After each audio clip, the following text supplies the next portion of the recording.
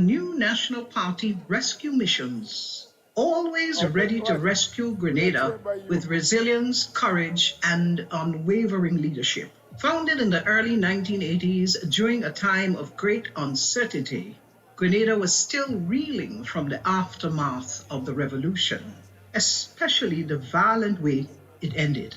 Fragile and yearning for stability in 1984, leaders from across the region gathered on Union Island with the three existing political parties in Grenada at the time, namely the Grenada National Party, the GNP, led by Herbert Blaise, the National Democratic Party, the NDP, headed by George Brizan, and the Grenada Democratic Movement, GDM, headed by Dr. Francis Alexis. That meeting in Union Island resulted in the formation of the new National Party, the NNP.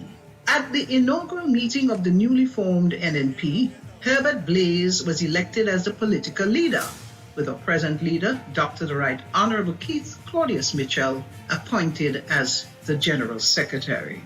In December 1984, the first parliamentary general elections post-revolution were held. The new National Party won 14 of the 15 seats, and Herbert Blaise was elected Prime Minister. His vision was a united Grenada, with key pillars being economic and infrastructure development, tourism, and strong international relations. His humility and dedicated service to restore our democracy and rebuild our institutions will always be etched in our history. Internal differences between the leaders of the three parties that formed the NNP saw the exit of George Brizan and Dr. Francis Alexis in 1987. They subsequently formed the National Democratic Congress, the NDC, with George Brizan as the political leader and leader of the opposition in Parliament. By 1989, Dr. Mitchell became the leader of the NNP. In 1990, the NNP lost the general elections to the NDC, and Grenada was again faced with major challenges. Grenada's weak growth performance during the period 1990 to 1994 was attributed to a continuous contraction in agricultural output, which declined each year. In addition, the construction industry experienced a major contraction in 1992 due to the sharp fall in public sector investment. In 1993, output declined in the mining and quarrying, construction, and manufacturing sectors, as well as in agriculture.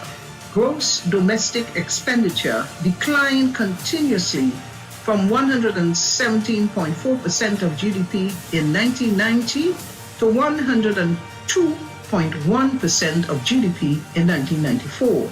By 1995, the new National Party was called upon by the people of Grenada to perform its second rescue mission under the leadership of Dr. Mitchell. The work of the NNP team and the clarion call for inclusivity during that period of service led to the party's first historic clean sweep victory in 1999. With the exceptional leadership of Dr. Mitchell, the NNP team went on to shape some of the most defining moments in our nation's history post the period of the revolution, leading the country through its darkest hours of two major hurricanes, Ivan and Emily, a world financial crisis, and a pandemic. Grenada suffered damages in excess of 200% of its gross domestic product, GDP, as a result of the hurricanes. Team NNP was charged with the responsibility to manage the rebuilding process in collaboration with the social partners, including the opposition. Worthy of mention are a few of the key Build Back initiatives: distribution of free material support, the reconstruction of 200 homes for vulnerable families, the negotiation of 6 housing schemes, most of which we have today: Soubise, Montrush, St. David's, Diamond, and Beauséjour, rebuilding of 2 national stadiums, negotiation with the U.S. aid to build 1,200 houses. Negotiations with the U.S. aid to finance the cost of homes for 150 families. Cap on gas price. Reduction in property taxes. Provision of planting materials, fertilizers, labor support, equipment, and grant support to farmers to compensate for their lost income. Fisher folks were given grant support to repair their boats, replace engines, other equipment, and to compensate for interim loss of livelihood. The new National Party was asked by the people of Grenada to sit out the period 2008 to 2013 in the governance of the country. But by 2011-2012, the cries of yet another rescue mission were heard. In 2013, in true NNP fashion, we armed ourselves for the battle, and in 2013, we took on the fight and were victorious. From his first entry into Parliament in 1984, Dr. Mitchell's leadership became a symbol of progress, leading to two more historic electoral victories in 2013 and 2018, where the NNP won all 15 seats. A powerful testament to the unwavering trust and confidence of the Grenadian people. This era of the NNP saw heightened collaboration with our social partners to craft a homegrown structural adjustment program. The key objectives of this program were increase growth, restore fiscal and debt sustainability, strengthen the financial sector, while ensuring that social safety net programs such as the Support for Education, Empowerment and Development SEED program better targeted poor and vulnerable households, and that a targeting instrument was utilized to more objectively identify beneficiaries. During this rescue mission, Team NNP reduced unpaid claims of $100 million and had an average GDP growth rate of 5% and above consistently.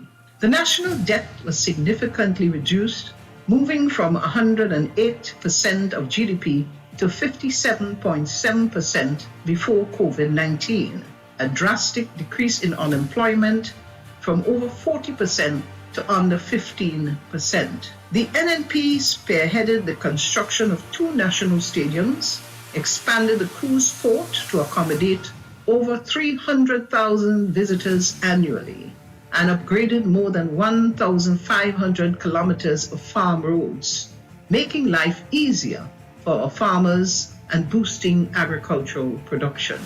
In the realm of social progress, the NNP's legacy is undeniable. We brought clean, potable water to over 95% of households, expanded electrification to rural areas, and revolutionized telecommunications, making high-speed internet accessible to schools and homes across the nation.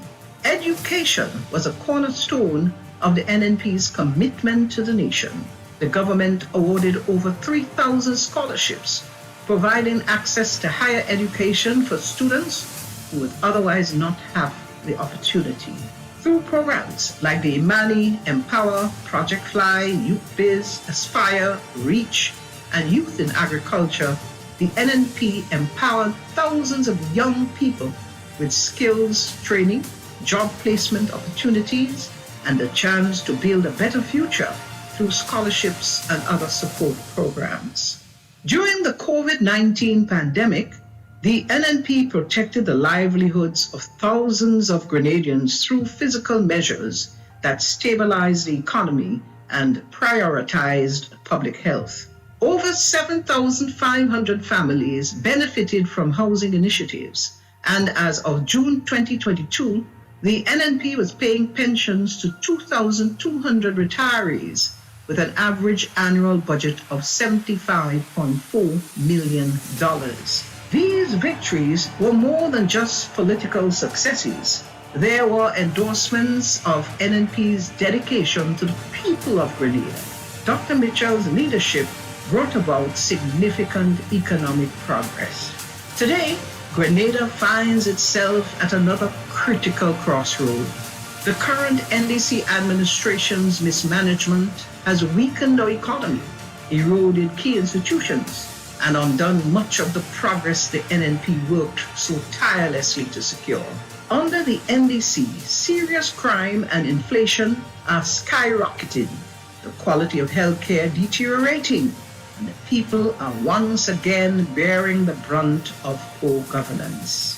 As history has shown, when Grenada calls, the NNP is always ready to respond. We stand ready to rescue, rebuild, and restore.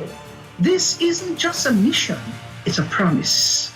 From providing water to every home, paving roads that connect communities, and supporting families with housing, to educating our youth and boosting our economy, the NNP has always been the driving force behind Grenada's greatest achievements. The NNP has always been there to rescue Grenada. We are ready to lead again. We will bring Grenada back to stability, prosperity, and unity, lifting our nation to the heights and respect it deserves. Together, we will rescue Grenada because we have done it before and we will do it again.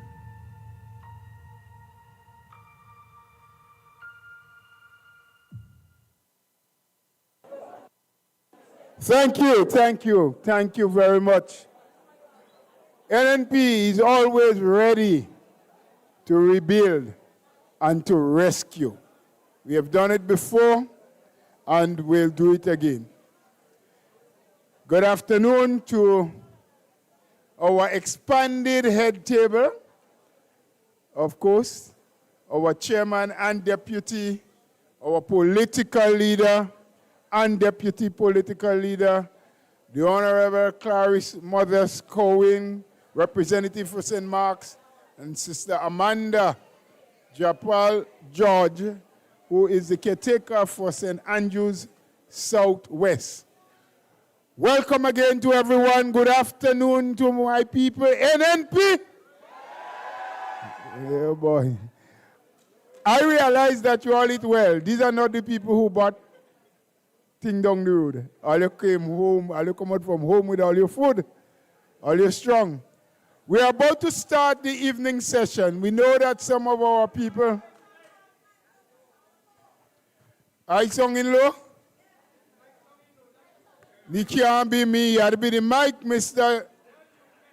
Controller. Put on some volume on the mic. I eat good breadfruit, saltfish with green fig. I can't be sung in low. I'm from St. Andrews Northeast. The countryside. Are you hearing better now? Is it louder? No? I don't know. I'm not a mic technician, but maybe something wrong with the mic. It's better. All right. So I intend this afternoon, as we go into the afternoon session, I was asked to chair this session, I intend to learn from the people who are much more experienced in this thing than me. I was mentioning to someone that the morning session of this General Council is the shortest I've ever been in. And I know why. Because the chairman this morning said, he didn't say it to you in words, but I will tell you. He said, I will keep this thing as a miniskirt. He said he wanted long enough to cover all the main parts, but short enough to keep it interesting. And I will follow through this afternoon. So, having learned that this morning, I want to move straight into action. Are you ready? Yeah, you sound ready. And to speak to us, the very first speaker that we're going to bring onto the platform is someone that will excite you. Someone that would lift the temperature in the room, not too high because it's a little bit warm already, but it's someone that you should listen to attentively because she has youth on her side. But she's quickly gaining experience and becoming one of our better speakers. Put your hands together and let us welcome Sister Amanda Japal.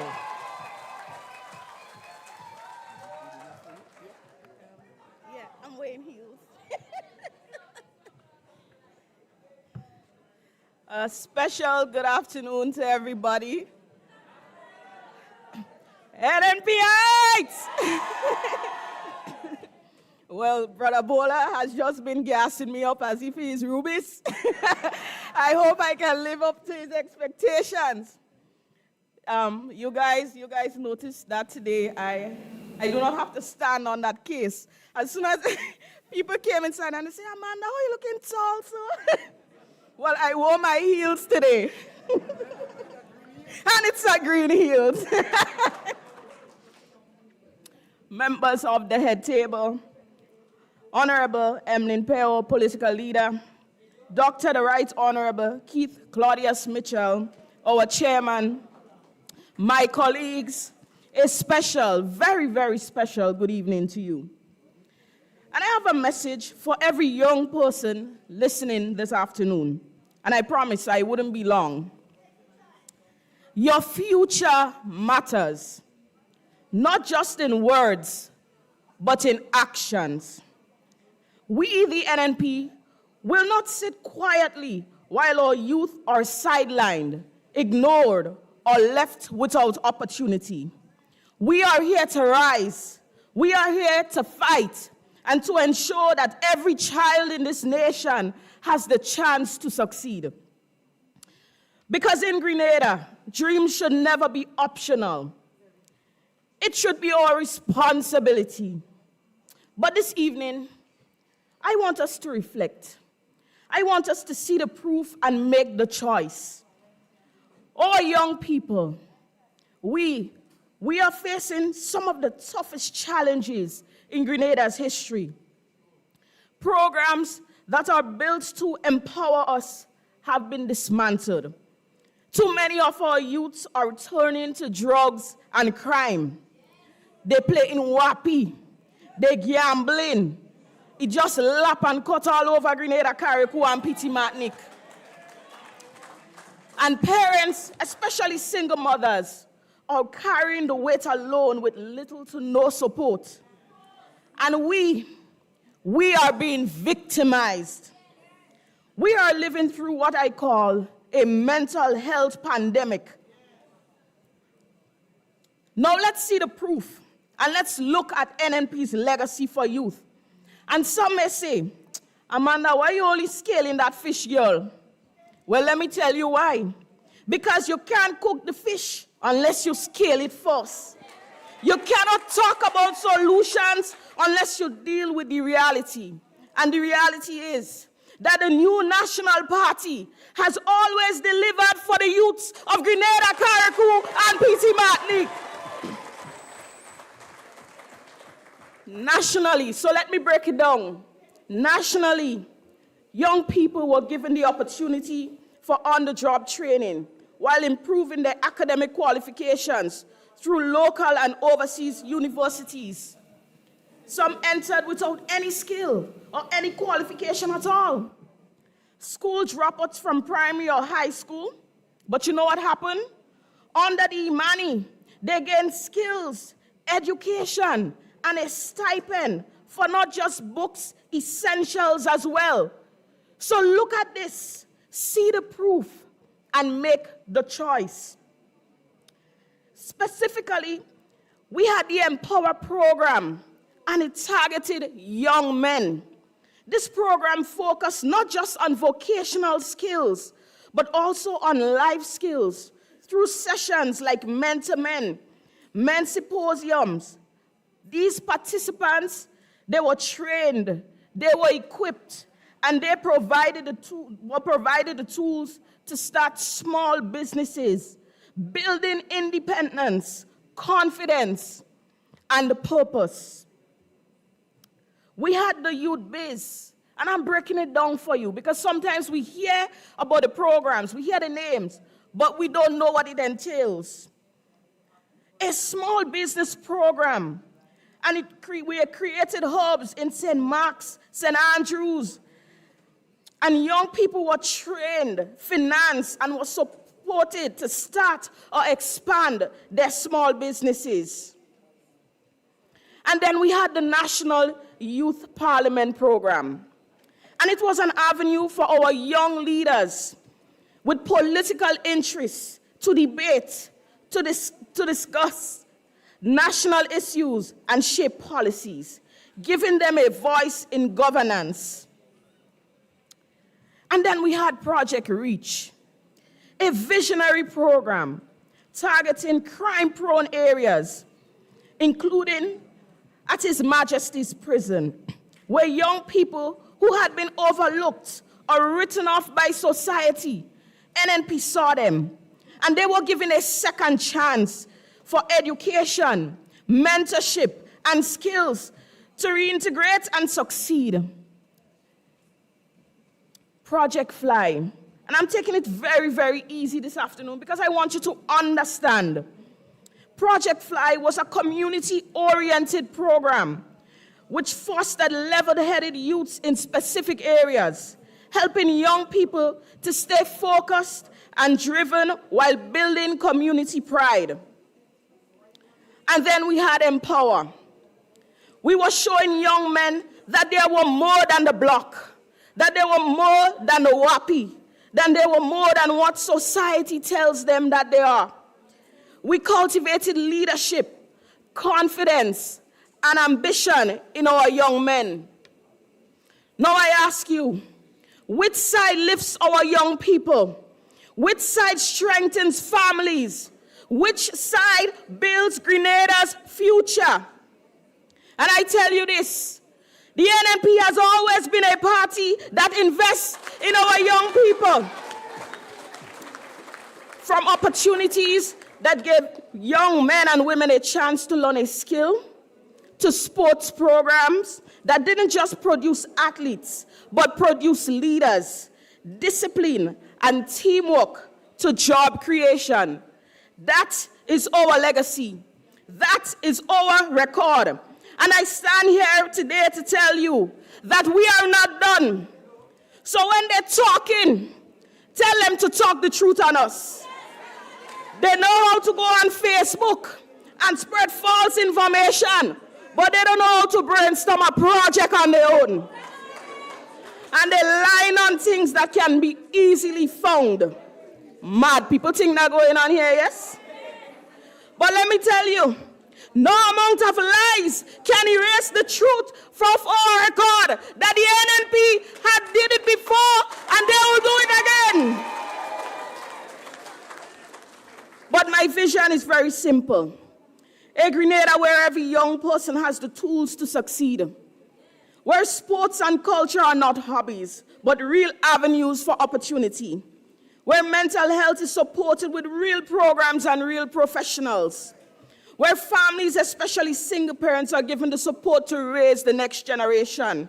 And where crime and hopelessness are not the headlines, but the success of our young people are. I want a Grenada where every child, every youth feels safe, valued, and given a chance. Not some children, not some child, but every youth. I know what it feels like to grow up in a small village, watching opportunities pass by on a bus that never stops for you.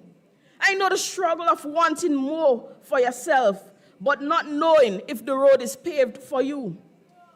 But I also know this. We Grenadians are strong. We are creative, resilient, because if you give a Grenadian a breadfruit, you will get all along. So imagine what we can do if we are given proper resources and leadership.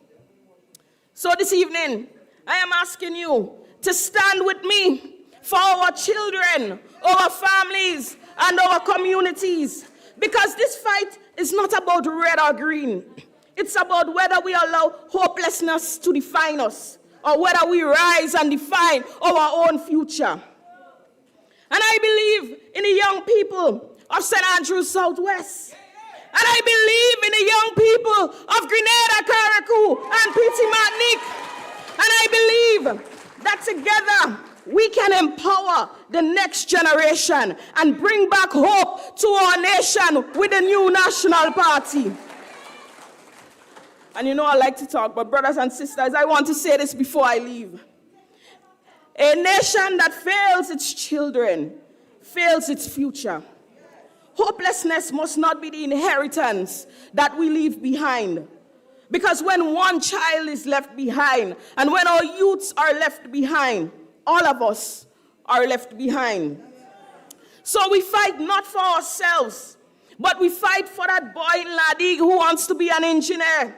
We fight for that girl in Mama Can who dreams of being a doctor. We fight for every child in the South who dares to dream. Because their future is our fight. Their hope is our mission. And their success is our victory. And I know some of you guys remember sitting by a lamp with your little book, wondering if life would ever open its doors for you. But look at you. You stand here today not because the system was easy, but because your community believed in you. And you believed in a party that delivers. Now I ask again, who has done more for this country? Who has done more for our youths? Who has assisted our children to become doctors, lawyers, technicians? And the answer is, that is it. This answer echoes in every scholarship, every school, every uplifted family. The new national party. The NNP did that. We turned nothing into something with God's help. And I say this all the time and I'll say it again. Never be bullied into silence, young people. Never accept someone's definition of your life. Define yourself. And people often say to me, Amanda, you ain't afraid, girl. You ain't afraid people bully you. Bully me? I ain't afraid nobody. Not a boy. I respect people, but according to Cartel, I never scared. So I will continue to defend my party, and I will continue to defend my country and my people. I don't play for my people. So you can depend on me, and you can depend on the youthful, competent leadership and the team of the new national party to rescue you. You know how my MP found me? I walked into my MP's office, and I always say this. Here, red as ever, 99 to 117 pounds. And I said I want to do something. You know what I'm telling you now? Youths, this is your time to do something. Weigh the scale, see the proof, and make the choice. And the only choice is the new national party. Brothers and sisters, I tell you today, green is the code. Away yellow go. So imagine a Grenada where your children don't have to migrate to succeed, because success is right here at home. Our grandparents fought for independence and our parents fought to survive. So we must stand up for ourselves. And if we do not rise now, our children will ask, where were you when Grenada needed you the most? But I know we will do the right thing. And I know we will answer with one voice, that we stood with the new national party. We stood for progress. We stood for Grenada, Carriacou, and Petite Martinique. So let us rise with the new national party. Let us build with the new national party. And let us move forward with the new national party. Brothers and sisters, NNP has been tried. We have been tested. And we have delivered time and time again. Remind them that our house is solid and our pillars are strong. Our house is solid and our pillars are strong, because there is no other party that has done for Grenada like the new National Party. So tell them one time, Bajan, go back way, because the new National Party is coming back to rescue Grenada, Carriacou, and Petite Martinique. NAPItes! NAPItes! House! House! House! House! House! House! We will rescue Grenada, Carriacou, and Petite Martinique.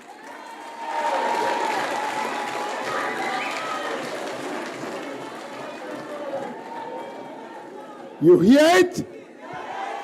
You hear it? Ay, ay, ay. You know what I like? The future of our youths is our fight. Their hope, dreams, and aspiration is our mission. And the success is our victory. Yes? Let's remember that. Forget everything else, but let's remember that we fight this fight not just for ourselves, but for the next generation. They are our present and our future. Thank you, Sister Amanda. I know you was going to run the first lane really hard. So those coming after you, they had to run hard too, but they would have it a little easier, because you give some lengths. You believe that? She gave some lengths. All right. Now, we are moving on. But just before I bring in the other speaker, I want us to do something that we had asked for in the first session, and we said it's going to be done now. We have lost some good souls, and so I'd ask you to stand, please, everyone, and let us do a moment of total silence. Sometimes we ask for a moment of silence, and some people believe it's not for them, so they continue to talk. But we want total silence as we remember our fallen souls, especially Brother Neelan Franklin, our young senator and former member of the new National Party who passed away. And I was informed also of Mr. Rupert Nichols, said he was a former commissioner of prisons. And from Northwest St. Andrews, we were told of a good soul that they lost just today. And all others who have departed to the great beyond. One moment, please.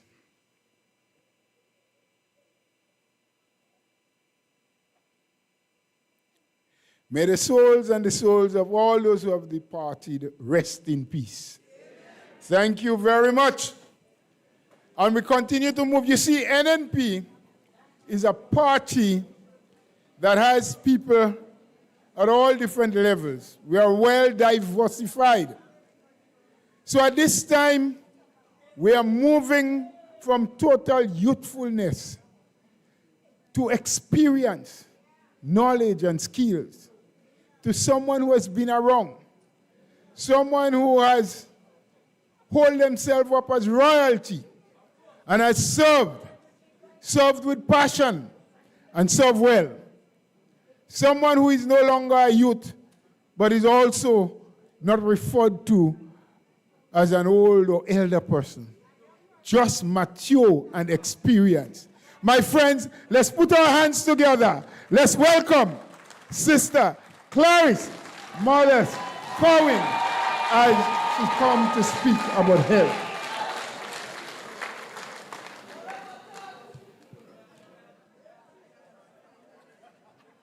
Tell me where it is for you. Is it good? Is it good yet? No, it's fine.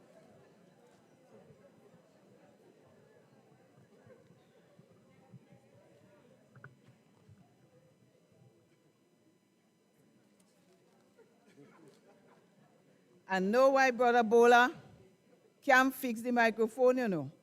because he started thinking about going from young to what, and I want to tell him, be very careful what he was going to say, so he get nervous. But I'll hold it back for private.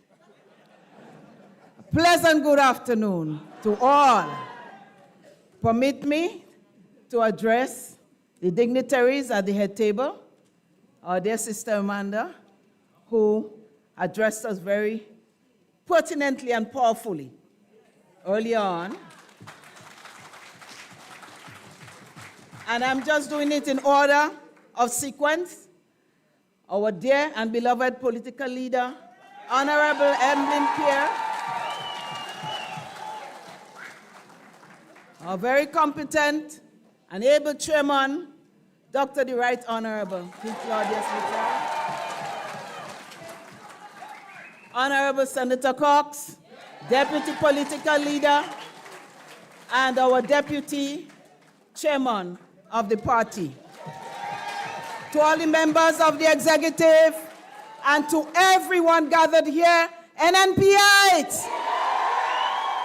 Nice one. And to everyone listening out there in whatever medium, social media, we're happy that you have joined us. And you can always share the link to ensure that you get other people to listen. Because what we have said so far and what we are going to say are nothing but the facts and the truth. Brothers and sisters, NDC won the last election on false promises. Brothers and sisters, they knew that they could not deliver on most of the things they said. You know, sometimes the government come in office and they promise, and they can't do everything, but you have to see something that they have done. You have to see a project they start. You have to see a promise they have kept. And we are yet to see that. And we're going on 4 years. We're going on 4 years. So many things they promised. But I will just stick by the health, brothers and sisters, because the health of the nation is the wealth of the nation. And we are troubled. We are increasingly troubled by the stories we hear. And we have to make a call to the government of the day to do something about it before our population go down to half or quarter the size that it is now. Brothers and sisters, so they did not even try. We know that. Instead, it has gotten worse. Brothers and sisters, for the longest while now, our sick people have had to go to private institutions, private labs, private x-ray, and so on, to get blood tests done. Too regular. There may be an occasion when they don't have test A or test B. But every day, for the last 3 years, something is wrong. Something is wrong, brothers and sisters. They also have to buy all the medications in the private pharmacy because they don't have. And you all call us. You call me and you tell me the stories are too numerous for it to be a chance thing. This is, well, I want to say it's an orchestrated thing. Because how every day you don't have medications for the very common diseases that we have had for years, brothers and sisters. And even when they have it in the hospital, they have the scans, they have the x-ray, and the patient doesn't have the money. You have to get the social worker. While you're there waiting for a diagnosis and some kind of treatment, to come up with a payment plan. A sick person on a bed who may not have a job because you know what, they sent home a lot of people. And who may be self-employed, but there's no income now because the money not running. But yet you're coming up with a payment plan, brothers and sisters, before that person could get the scan or the x-ray or the test that is readily available. The few things that are available, you have to come up with a payment plan.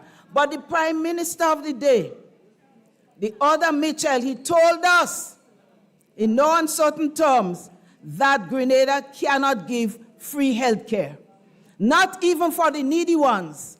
And now he is proving what he said. They cannot give. So come up with your health plan. Show how your income is, how you're going to be able to pay, brothers and sisters. So when you go to the hospital sick, it's like you're going to a bank for a loan, brothers and sisters. This is the level we have arrived at in Grenada, Carriacou, and Petite Martinique. Brothers and sisters, they could have just taken a page from the NNP book. NNP in office had an arrangement with the private sector so that if the X-ray broke down or the scan broke down, NNP would have the pertinent authority sign a paper to say that the government of the day will pay for that person who cannot put down the money at that time to pay for it, brothers and sisters. Brothers and sisters, that went to medication as well. Once they found out that a person was having difficulties, we would let the necessary processes take place so that these people can have the medication in the right dosage, in the right amount, and in the right time, brothers and sisters. You know, some people taking medication every other day because they cannot take it every day, they cannot afford it. So what kind of health care are we promoting in Grenada, Carriacou, and Petite Martinique? NNP had a well-advanced plan to implement a national health insurance that would allow people to contribute when they're well and they're working. And when they got sick, then the insurance would kick in. NDC come and they scrap it, knowing that they would not do anything about it. That's why medical and nursing staff are frustrated. That is why they're disappearing. That is why they're going abroad. Because if you do not give them the tools to work with and to save lives, and they see people dying that they know in their hearts, these people's lives could be saved, brothers and sisters. People have no option at this time but to get frustrated, and sometimes the patient gets the brunt of it, but also they go to other pastures. And NDC does nothing to stem that tide of the brain drain that is happening in our country. Brothers and sisters, our people are suffering. Shortages of medication, equipment, of staff. If the orderly, you don't have enough orderlies to bathe you, you have to wait until a family member come to bathe you. A lie? That happens every day. You know, you visit people and they tell you they're waiting to see if somebody go come to bathe them. That never happened under the new national party. We were caring people. Brothers and sisters, we had the dietary assistants who would go by the bedside of the sick patients who could not feed themselves so they could eat. Sometimes you go there 3 o'clock, 4 o'clock, the lunch is on the table of the patient and nobody to feed those patients. We know the body needs food to nourish, and the body needs food even more when you are unwell so that you can get better. But you just do not have the staff to help the people to get an ordinary meal, brothers and sisters. And our people, young people, are dying needlessly. You just have to check the death news. You know, we always had young people who died occasionally, but now young people competing with old people to die. That never happened before. Because measures were taken, brothers and sisters, by our government, our administration, to ensure that we had certain things in place. We purchased it, we made it available, and when we did not have, we signed agreements with providers so that our people would not suffer. But the most painful thing is that there is money to do all that. They met money there, and they still have some, brothers and sisters, to do all what we need. But no, they're doing the wrong things with the money. Brothers and sisters, rent.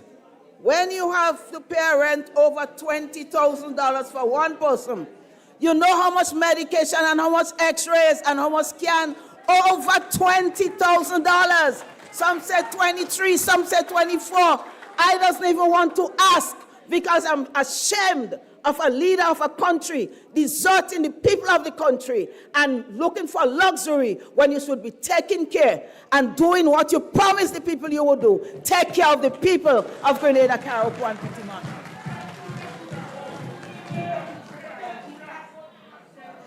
Brothers, travel. I see statistics, afraid to look at it.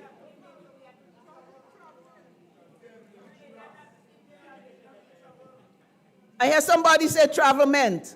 I believe that is of a new word in truth. That had to be travelment. It can't be the usual kind of travel. Millions of dollars. We did budget some months ago, and when you watch the expenditure, the biggest expenditure in health was travel. When the biggest expenditure should be medication. It should be the parts to fix the CT scan. It should be the parts to fix the sonogram, brothers and sisters. It should be paying for the reagents so that lab tests can be done. These things are needed.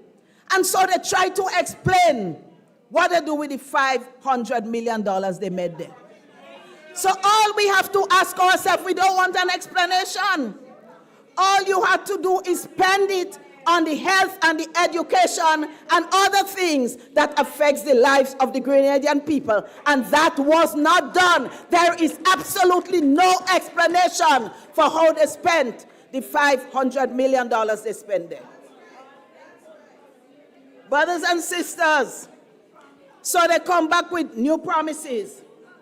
They come back with the project that they call Polaris.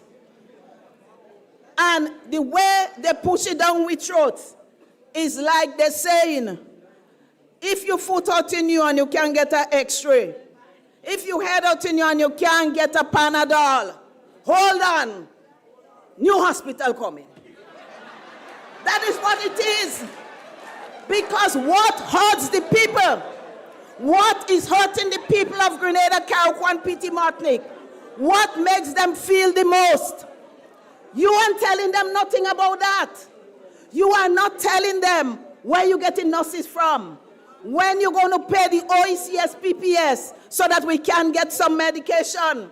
You are not telling them when you're going to sign an agreement with the same places where you send them to go and do the scan. And you put in a Project Polaris. Well, hold on. Don't fret. Project Polaris coming up. Brothers and sisters, heart disease and diabetes killing our people. Diabetes with the proper staffing and the proper medication is easy to treat. Simple thing. A difficult thing, don't get me wrong. But it is simple to treat. You educate them. But if you don't have the nurses, if you don't try to keep them, who will explain to the patient what is going on and how we could deal with it? Grenada has the highest incidence of cancer in the region. Check it out. You ever hear they talk about that? You ever hear my Minister for Health talk about that? I give him credit. The man say, in truth, they promise and they have failed abysmally. And so he's my good friend because he talked the truth there. Say they fail.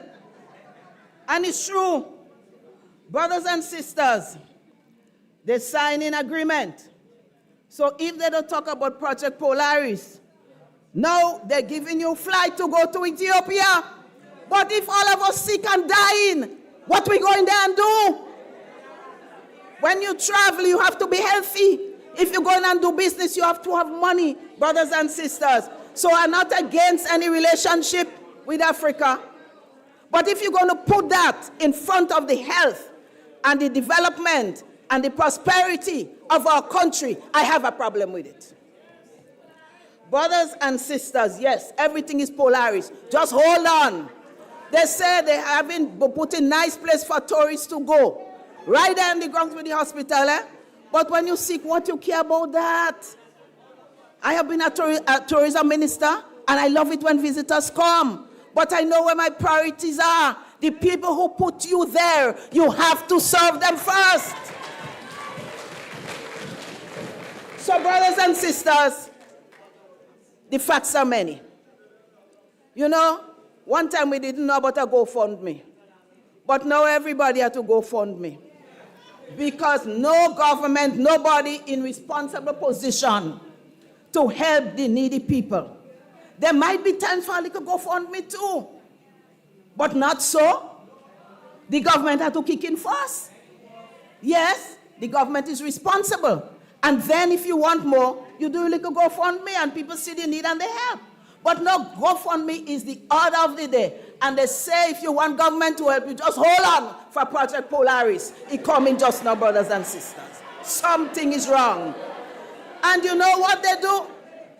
They have some people, I just call them names in my mind, but I want to say that here. They're coming out as what the old people call mapipi. As soon as you say something, they come with something. If you do all your work and you get approval for a project, and then somebody else come and say it is a project, I find it teeth it. I don't find that hard to understand. You teeth it. You could use any other word you want. The fact is, either all you teeth it or you're trying to teeth it. But something take place. But you see, these are the people who worry me because they're not dealing with the facts. They're not dealing with the reality. Your old parents, your child, your family is there sick with absolutely no help from the government. And you're talking about a thing like the teeth, well, the teeth it. What is it? So brothers and sisters, I just want to give a few reminders as I wind down because I know the chairman is a stickler for time. I just want to say to you, stand firm. NNPI, stand firm and support your party because you know what we have done for you before. But I want to broaden it. Everybody's not an NNPI. I want to say to Grenadians, open your ears, open your eyes, stand firm for your country, stand firm for your children, stand firm for your people, stand firm for your 12-year-olds.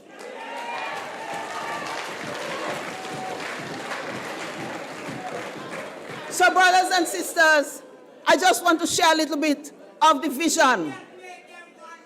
I just want to share a little bit of the vision and I'm winding down. Let's not get weary. Let's not get weary. What did NNP deliver? It's just some, you can't say all. Dialysis unit established. We invested in healthcare infrastructure, all medical station. Guelph get theirs, Victoria get theirs, other people get theirs. Government invested in the infrastructure. New hospital wing completed. All the facilities around the island. Government did that. State-of-the-art CT scan introduced. And groundwork for national health insurance. Brothers and sisters, that is a must. So, we promise you healthcare that is accessible, you can get to it. Healthcare that is affordable and reliable. Not one thing today and something tomorrow. Of course, we must continue the work to implement national health insurance. To strengthen primary health care and prevention, I spoke about it. Nurses going, centers closed. We have to strengthen that, brothers and sisters. Together, and this is not rocket science, we have done it before. We will build our Grenada. We will build our healthcare system. But we all have to stand together and to say to the NDC administration, enough is enough. Mr. Prime Minister, either you can take care of the people or leave it to the persons who are able to do it. God bless.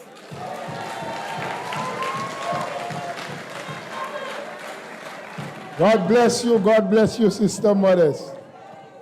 I like that. And I remember, as she said that, some people from a certain place sing a song one time. Open your eyes and see. You know? Open your eyes, see what NDC doing to we. All right, let's leave it there for now. We go. You know, we'll give you a little more learning time, but let's hold it there for now. Now, I want to read something. The mic playing trick with me. A fella say, "You come and fix it," but I don't know where you go. So let me see if I could read something here still. Just listen carefully, yeah? Listen. Mr. Mike Man, if you're there still, come and fix the mic as you promised for me, please, yeah?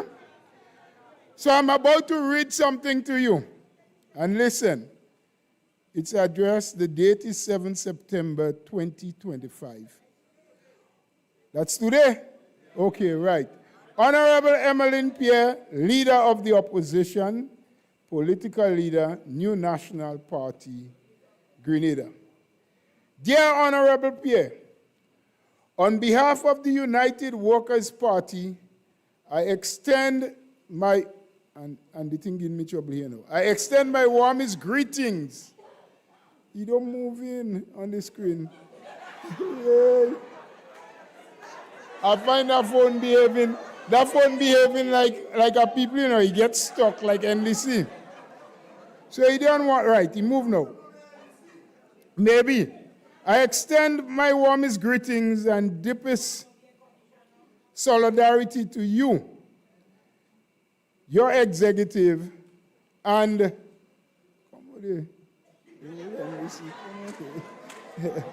you see the print is very small, so I had to expand it on the phone. Madam Political Leader, I don't know if your phone might do better than mine. Your phone might be NNP. That one.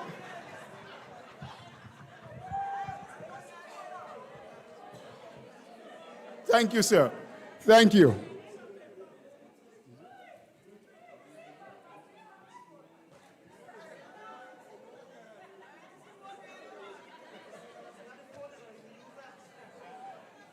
You make a mistake with that, but I won't answer you no. And next time. Right. You, the executive and the members of the New National Party, as you convey your General Council meeting today. This gathering is an important moment for the NNP as you reaffirm your values, vision, and commitment to the people of Grenada, Carriacou, and Petite Martinique. The United Workers' Party share your belief in the principles of unity, resilience, and people-centered leadership. At a time when our region faces significant social and economic challenges, it is only through solidarity and cooperation that we can secure a brighter future for all Caribbean citizens. We commend your leadership and the NNP's continued dedication to strengthening democracy, driving development, and defending the aspirations of the Grenadian people. As a sister party, we remain committed to working alongside you to foster closer collaboration and to promise progress, stability, and prosperity across our region. Please be assured of our unwavering support to you as leader of the NNP into this new or next chapter, We wish you every success in your deliberations and decisions at this pivotal meeting. In solidarity, Honorable Arland M. Chastenay, Member of Parliament, political leader, United Workers' Party, St. Lucia. This is a message from the United Workers' Party of St. Lucia, expressing their support and solidarity with us.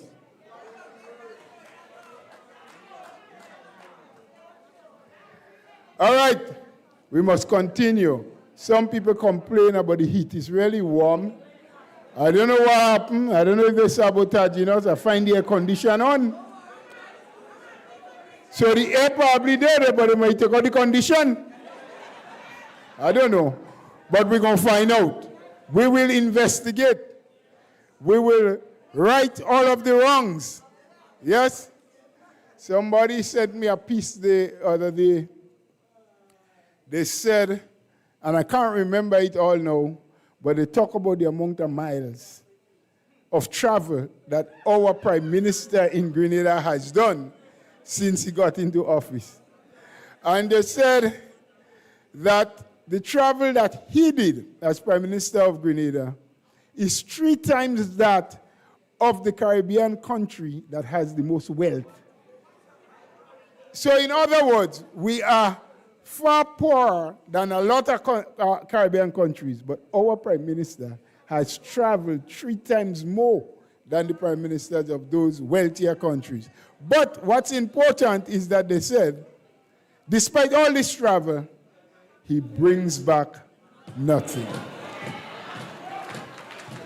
My friends, this afternoon is not for me to talk too much.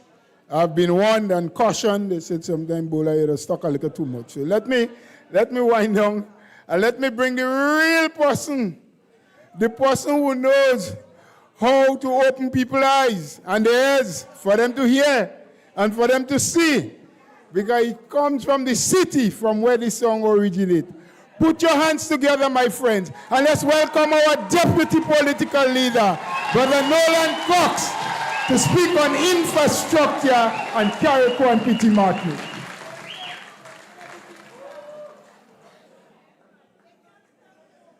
Thank you very much,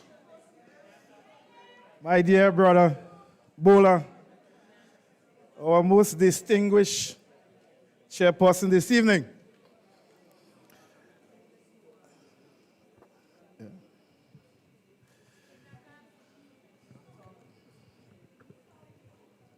Thank you.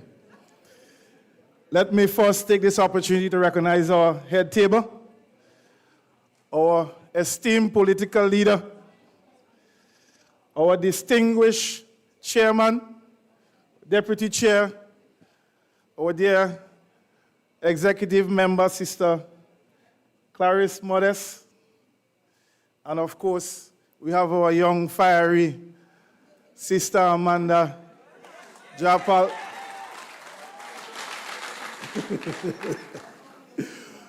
Other executive members, delegates, and of course, must recognize my delegate team from Carriacou and Petite Martinique.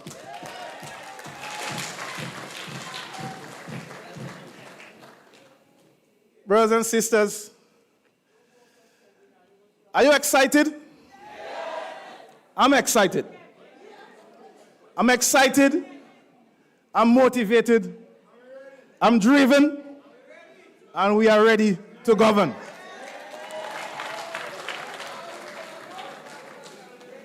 I must make light of our team for this General Council. Unity and purpose. NNP is building on a solid foundation. When we hear and see our young caretakers, we know that we have a solid foundation. This evening, brothers and sisters, I'll be speaking a little bit on infrastructure and, of course, my beloved islands, Carriacou and Petite Martinique. This new national party, we have a history. We have a fantastic history of investing in this country. We have invested in our people through infrastructure. Brothers and sisters, there is a direct correlation between investing in infrastructure and economic development. When you don't invest in your people, everything dies, everything goes slow. And I'm certain that you are seeing now that everything is dead. Persons are struggling to make an income.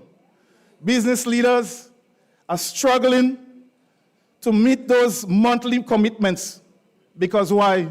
This government has failed to invest appropriately in this economy of ours. But if we look at our resume in investing in this country in infrastructure, it's one that is outstanding. And we have on our head table 2 former ministers of infrastructure who have done a fantastic job fantastic job in leading the infrastructure development of this country. 4, my apologies, Dr. Modest. Yeah, Dr. Mitchell, and of course, the Deputy Chairman, Brother Gregory Bowen, who has been the longest serving Minister for Infrastructure. But some of our young persons and members here may not be old enough to remember the configuration of our country from an infrastructural standpoint. You know this beautiful area that where we have the tourist spot, and we have the malls, the shopping malls, all the shops. We have the banks. We have the bus terminus. We have the fish market. Brothers and sisters, if I could put a picture on the screen now for you to see what that area looked like, you would be amazed. Some of our younger persons, I think I'll give you a homework this evening. Go back and get a picture what they used to look like, what that area used to look like. We invested in this country. We invested and we ensure that we created not just beauty, but we create economic opportunities through our investment. And we look at it today that our tourist boat can come alongside, persons can walk off. They don't have to use a tender anymore. Brothers and sisters, the New National Party is the one who did that. We did that.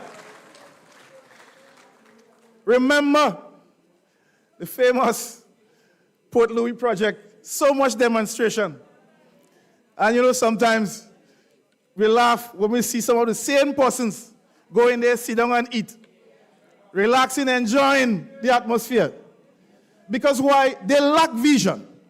They lack vision in what is required for this country. So they only condemn when they see us in action, brothers and sisters. Dr. Modest spoke about the phase 2 of the hospital. We were in government. We came out of government. They left the phase 2 undone, and we had to come back and finish it. We had to come back and finish it. We must be proud of that, brothers and sisters. We built numerous schools.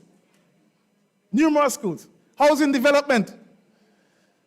Project 500. I don't know. I don't know if it's 500 years we have to wait. Brothers and sisters, we are tired of these failed promises. We are tired. Our country needs better, brothers and sisters. We have done major road infrastructure work throughout this country. I was speaking to a resident in St. George's Northeast last night. And you remember, they used to complain when we were in government about potholes in the road. Brothers and sisters, now it's crater that is in the road. Only crater. So the resident said to me, say every week, the parliamentary rep stand up by the big crater in the road. He don't know what he's doing there. He don't know if he's dreaming or praying for the hole to just full up. Brothers and sisters, what is going on is a travesty. It is a disaster within itself. The lack of investment that is what we see taking place in this country for infrastructure, brothers and sisters. What is taking place in Closure? It is so sad. It is so sad, brothers and sisters. We have residents who are going through serious difficulties day by day. But yet for all, we see little or no action.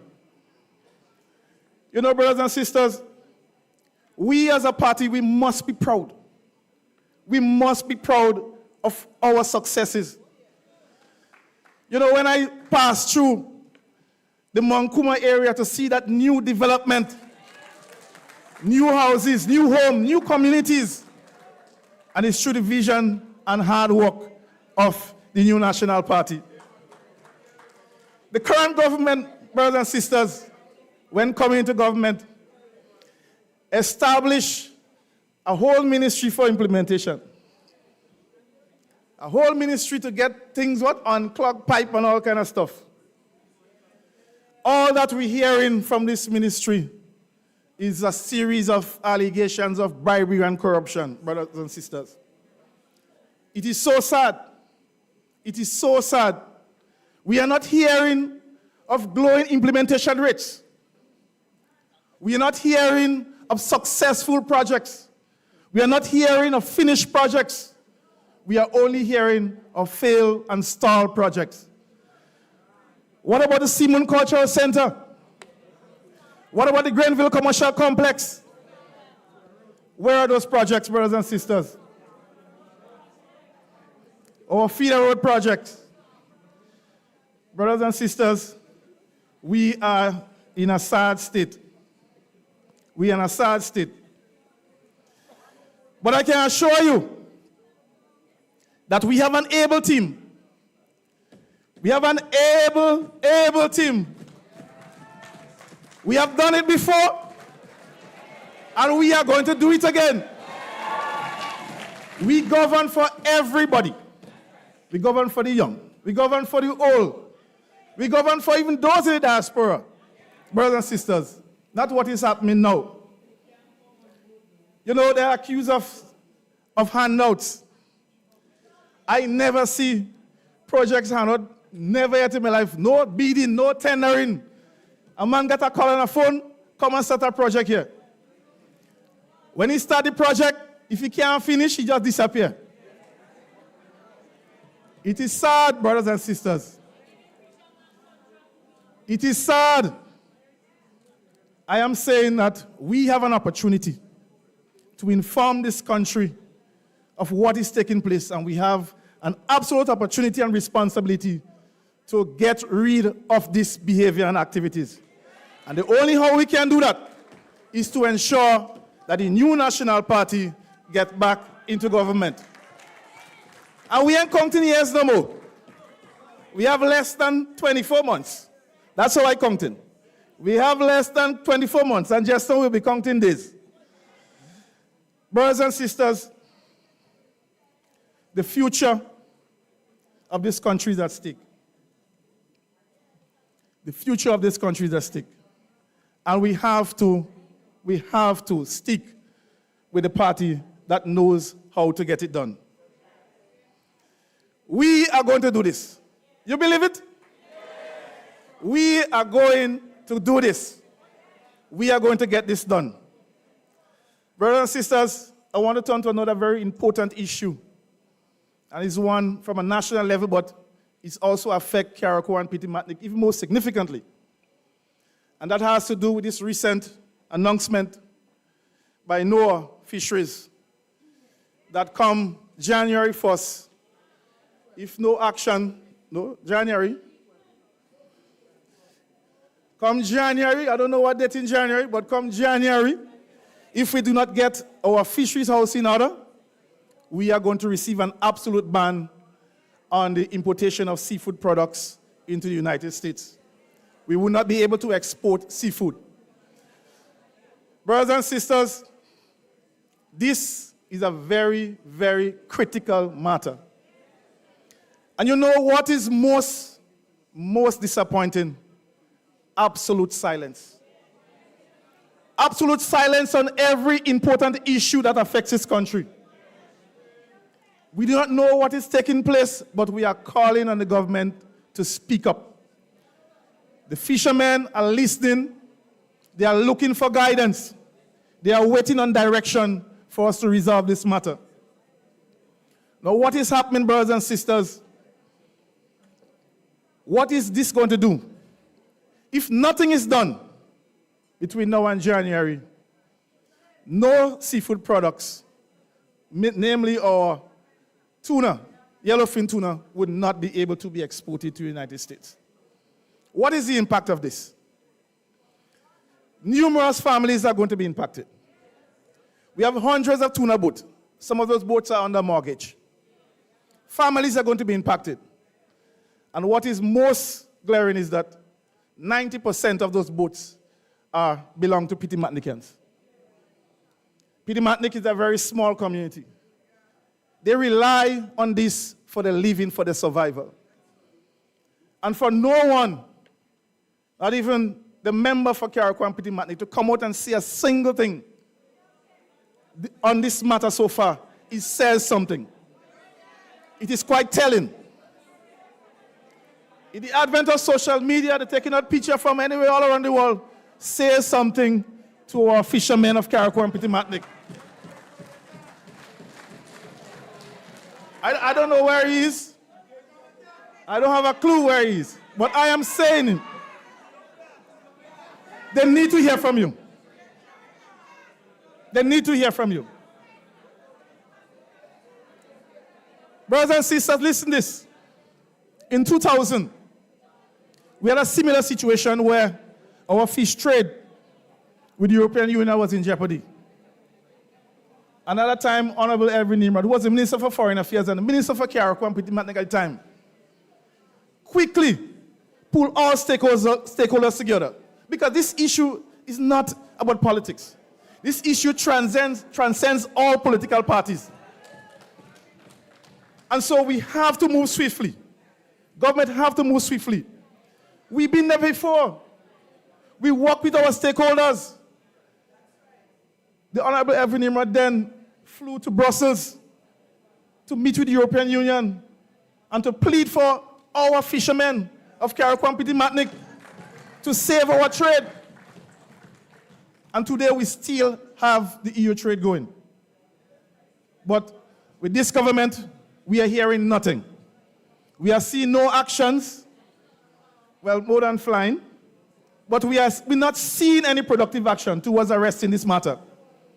There is ample time for us to start to do some of the things that is required. Some of the fishing gears have to be changed. We have to start doing some more critical things. We may have to change the legislation. Some of our boats now will have to have cameras on them so we can monitor the fishing process. Those are the requirements. It is not difficult. It is not beyond us. But if we do not act now, we are going to be in trouble. We are going to be in trouble. And so we, as a party, the political leader and I, we have spoken about this in length, and we are very concerned. We are very concerned, we are very troubled. Because, you see, when it doesn't affect you, you don't understand the implications. When the shoe is not on your foot, you don't know the difficulties. The people of Petite Martinique in particular, even after going through Hurricane Beryl, scores of fishermen who haven't received any burial support. Now, their livelihood, their bread and butter issue, there seems to be no voice to address this. Brothers and sisters, we are calling on the government to move quickly. I am prepared to work along with whoever for us to address this matter right away.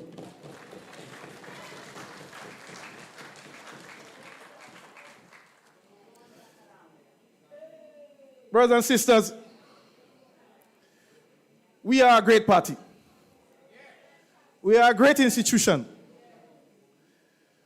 We have had great leadership. We have great success in this country. We, the New National Party, is here to stay. I heard them saying that they're going to be there for 20 years, 25 years. I think they make a mistake. They make a very mistake. They have to say where they will be for 25 years. Not in government, though. Because they have failed the people thus far. They have failed, especially the people of Carriacou and Petite Martinique. Brothers and sisters, one of the biggest issues and one of the resolutions that was read out today, the issue of housing. You know, our people, my people, we are in a tough place. And it's only now the effects of Beryl is actually hitting home. Even after receiving $118 million, 14 days after the hurricane, there are still families in tents. Brothers and sisters, this is the situation before us. We have persons who have been promised houses. There are persons who have been promised material. We hear the Minister for Finance went on national TV and say, by the end of July, everything is done. No burial support. The parliamentary rep for Carriacou and Petite Martinique say it is going to continue. Brothers and sisters, we don't know who to believe. But what is certain is that every time the people go, they have been turned back. The people of Carriacou and Petite Martinique is living in hope. They are living in hope that some material may come their way in the not too distant future. They are living in hope that the new national party will get back into government and rescue them from this disaster.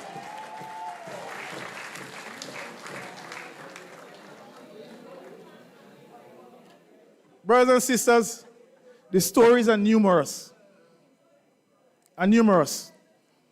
We have persons receiving homes who never had a home.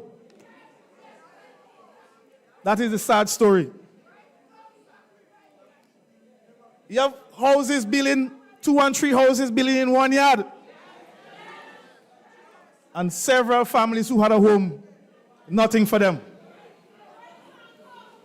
Because why? The policy is, if we ensure you support us, nothing for you. Brothers and sisters, the situation is dire. Don't let them fool you about all this fancy stuff that they're showing you. Trust me when I tell you that. Every person that visits Carriacou and Petite Martinique is in awe when they see what is there. And they said, Cox, it's only by coming and seeing for yourself you understand what is taking place. Just yesterday, somebody came to Carriacou for the first time, and they said, Cox, you guys are in a lot of trouble. A lot of people are still without proper housing. It means that the National Party have to be prepared. We have to be ready to deal with those issues because they are not going to be addressed by the time we get into office. It is quite certain. Brothers and sisters, could you believe it? 80 or 90%, as I say, of Carriacou has been destroyed. But we are hearing $40 million spent in housing in Grenada and only 20 spent in Carriacou and Petite Martinique. Could you imagine? The area with the most damage got the less financial support. Is that caring? Huh? Is that proper management? And you know something, they talk about transformation, but this transformation seems like a prefab transformation. It looks like it's a prefab transformation, brothers and sisters. You have bona fide fishermen calling me every day. He said, Cox, my boat is on the waterfront, damaged. I had to take a boat with the next man to go out. But I see a guy get a new boat and he never had a boat before. New boat and engine. And he's not a fisherman. Why? Why are our fishermen and farmers treated that way? Even after receiving $118 million plus other donations, all we are hearing is money is missing here, money is missing there. Who buying car, who buying land? It's a whole other story, brothers and sisters. We have right now a number of our senior citizens who have lost their home. They are in residence on the mainland. They have not returned back to Carriacou as yet. And that's a fact, brothers and sisters. Why are there no attention given to them? Why should not they be given a home? You have young persons who had never had a home, got a home. But our senior persons who had a house, they lost it, nothing for them. And they are stranded here on the mainland, away from their family and loved ones. That is sad, brothers and sisters. Brothers and sisters, Petite Martinique. I must say something about Petite Martinique before I close, specific to Petite Martinique. Petite Martinique has received the worst of this storm. The worst in the treatment, meted out. And I say this to you, you know, I see some laughable things. Some laughable things. And anyone else could recall, anytime we having a sword turning ceremony, we turn the sword when we're doing something new. Not so? And we're starting something new from scratch. But could you believe it? There are sword turning ceremony for the health center in Petite Martinique to change the roof.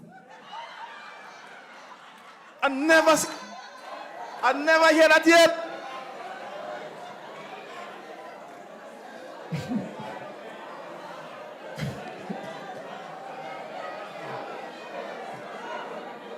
It's just fun. Could you believe it? They said that they were going to build something new in Petite Martinique. New health center where you could do minor surgeries. They said that in a press conference. New development. That's the reason why we aren't doing anything in Petite Martinique. We want to do something new, something big for Petite Martinique. So the people were waiting. I mean, I know the site of which the health center is on. And I couldn't, the following visit I made to Petite Martinique, I stand up in the road and I watch. I said, well, where is this expansion going? Building to the right, left, building to the right, building to the back, and a little walkway to the road. So where is this going? Well, if they were going up with another floor, I could have said so, but all they did was change the roof. All they did was change the roof, and they turned this out for changing the roof.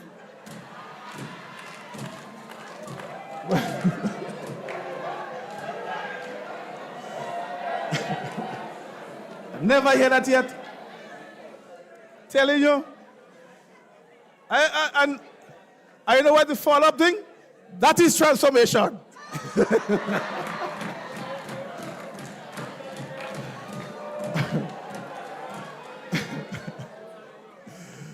No, I'm telling you. It's really, but on a serious note,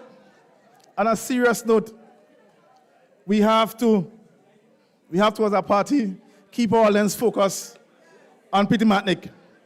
They need help. They need immediate help, especially with housing. We have to do everything that we can to support them in their recovery efforts. We as a party, we have been doing our part with whatever little resources that we have. We have been working, helping persons build back homes, even with the limited resources that we have. We have a long list of persons who have been calling us to help, and so we're trying to expand our team of helpers so that we can go out and do more for our people. Brothers and sisters, it is not easy. But I must commend the Carriacouans and Petite Martiniquans who are there and struggling through this. I must commend them. Some of them could have easily pack up and go, but they are still there because they are fighting for the islands. They are fighting to ensure that we remain and, of course, we restore things back to normal.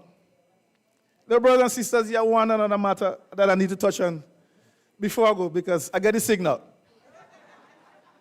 And it's a very serious one. I recall myself and the then Prime Minister, we had a serious meeting regarding our fire response for the nation, the country as a whole. Because we have been having a number of fire incidents. And we sat down critically and we look at all the areas where we have the weaknesses and we are going to strengthen them. And we started by establishing a fire department in St. David's for the first time. We did that. That was our project. And we ordered several fire trucks. Up to this date, none of those trucks have came on island. And we have a serious issue in Carriacou with fire response. A very serious one. We only have the lone fire truck on the airport, and we need to have this matter fixed. Remember, the New National Party is the one who actually fixed that before. We did it. And it appears that we will have to do this again. But I must close on a note, on a message that was given to the people of Carriacou and Petite Martinique. A message from the Member of Parliament for Carriacou and Petite Martinique. And it's the first time that I agree with this message. And you will agree with it too when you hear it. I'm very happy and excited about that message. Because in a meeting with staff of the Ministry of Carriacou and Petite Martinique Affairs, he told the staff that if they're pulling their weight, that is a business. Because why? Everything is all good and well with him. He's set to go. Say he's set to go. If you lose the election, it's not a problem because everything is nice with him.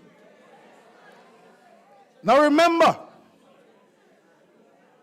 those are the words of somebody who got a job for the first time in 2022. Some of us here have been working for 30 and 40 years. And we would never dare make a statement like that. So we got your message. We got your message, and I'm decoding the message to the people of Carriacou and Petite Martinique. He no longer needs you, and so I'm letting you know that he could go now, if he wish. He can resign now, and I am ready and willing and able to take up the responsibility of governing our islands of Carriacou and Petite Martinique. So we know you're good. We know your pocket nice, your pocket heavy. Go your way. Go your way. Yeah. You know, brothers and sisters, we have been accused of a number of things. We've been accused of corruption.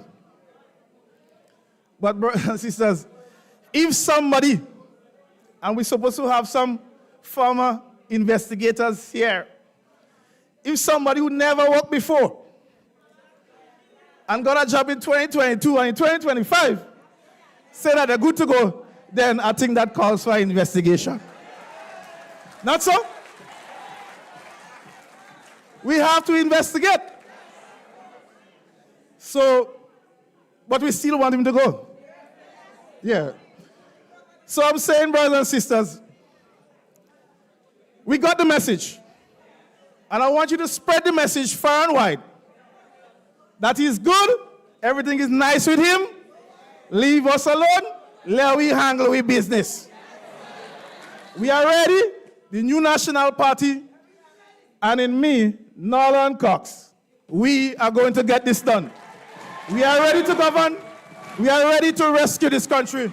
Brothers and sisters, thank you very much. May God continue to richly bless you.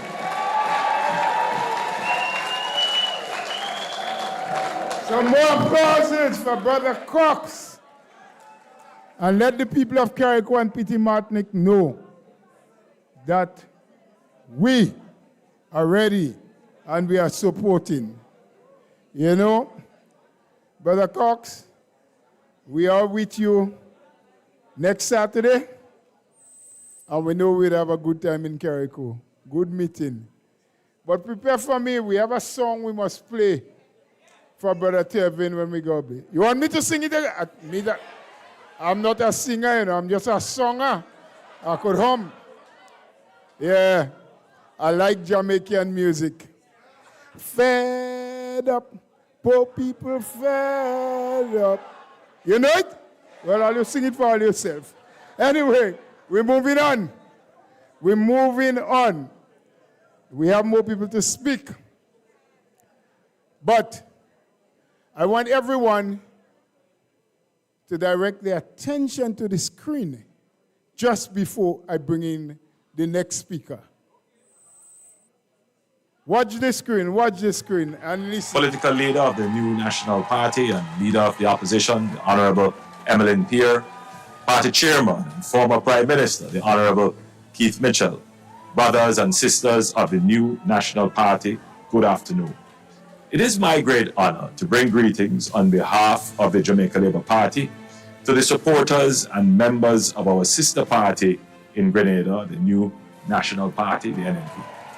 The Jamaica Labour Party and the new National Party, as proud members of the Caribbean Democrat Union, share political bonds, a common history, a common vision, and a common belief that strong leadership rooted in service to the people can transform nations. Our bond of friendship and solidarity has stood the test of time, and today it is stronger than ever. This afternoon, I recognize the leadership of the new National Party, the tremendous accomplishments under the stewardship of your former leader, Dr. Mitchell, and now the determined work being carried forward under your new leader, a strong and competent woman committed to taking Grenada into the future, Emmeline Peer.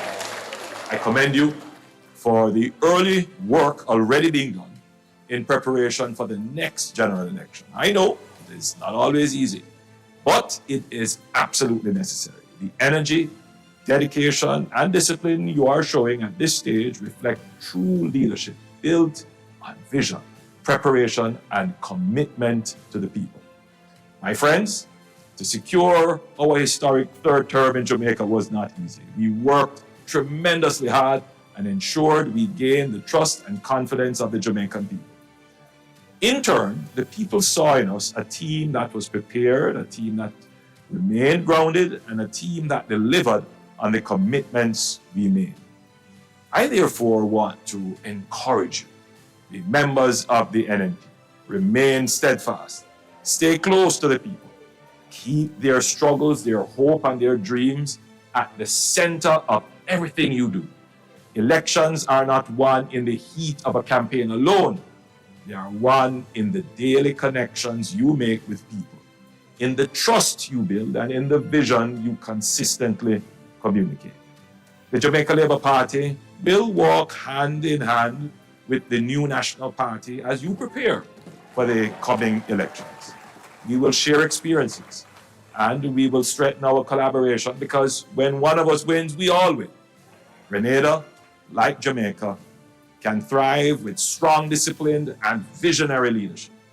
Under the new leadership of the NNP, the foundation is being laid for victory and for renewed service to the people of Grenada. In closing, winning elections is a critical part of the bigger mission of shaping lives, building nations, and ensuring that our children inherit a better future than the one we met. That is the mission that unites us. That is the bond that keeps the Jamaica Labour Party and the new National Party strong. Stay focused, stay united, and stay committed. With God's guidance and the will of the people, I am certain that the NNP will rise to the occasion and Grenada will move forward with strength and purpose. On behalf of the Jamaica Labour Party, I wish you every success in your deliberations today and in the journey ahead. May God bless the new National Party. May God bless Grenada. And may God continue to bless our Caribbean family. That was for you, the most honorable Andrew Holness, newly elected for the third term Prime Minister in Jamaica. Yes, a message to us today that we should continue to stay focused, stay united, and stay working. And to follow up that, there is not a better occasion to bring in someone who has been schooled in determination and hard work. Someone who is a good communicator. And someone who is so fortunate that as leader, she has a former leader standing side by side with her to help guide, protect, and push her forward along the way and to fulfill the mission of the journey that is ahead. Let's raise our voices and put our hands together for our political leader.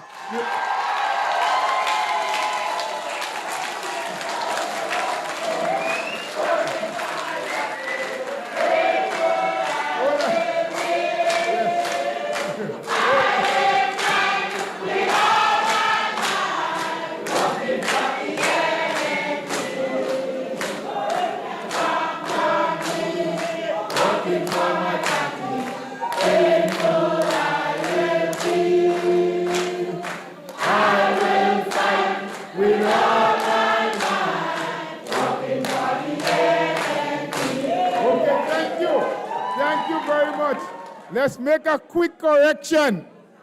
The gun misfired.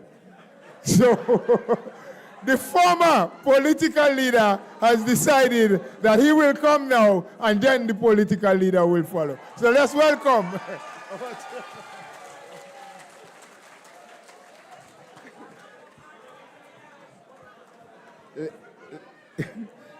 Listen this. Listen to this. I never, in all my years, I never hear anybody speaking last after the political leader.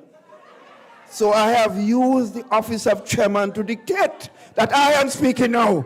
The political leader is the person that must speak last in a political meeting. I don't know where Brother Bola get this thing.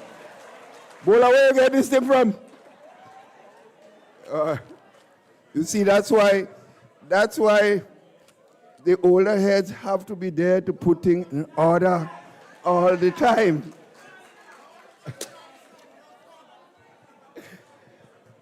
Friends,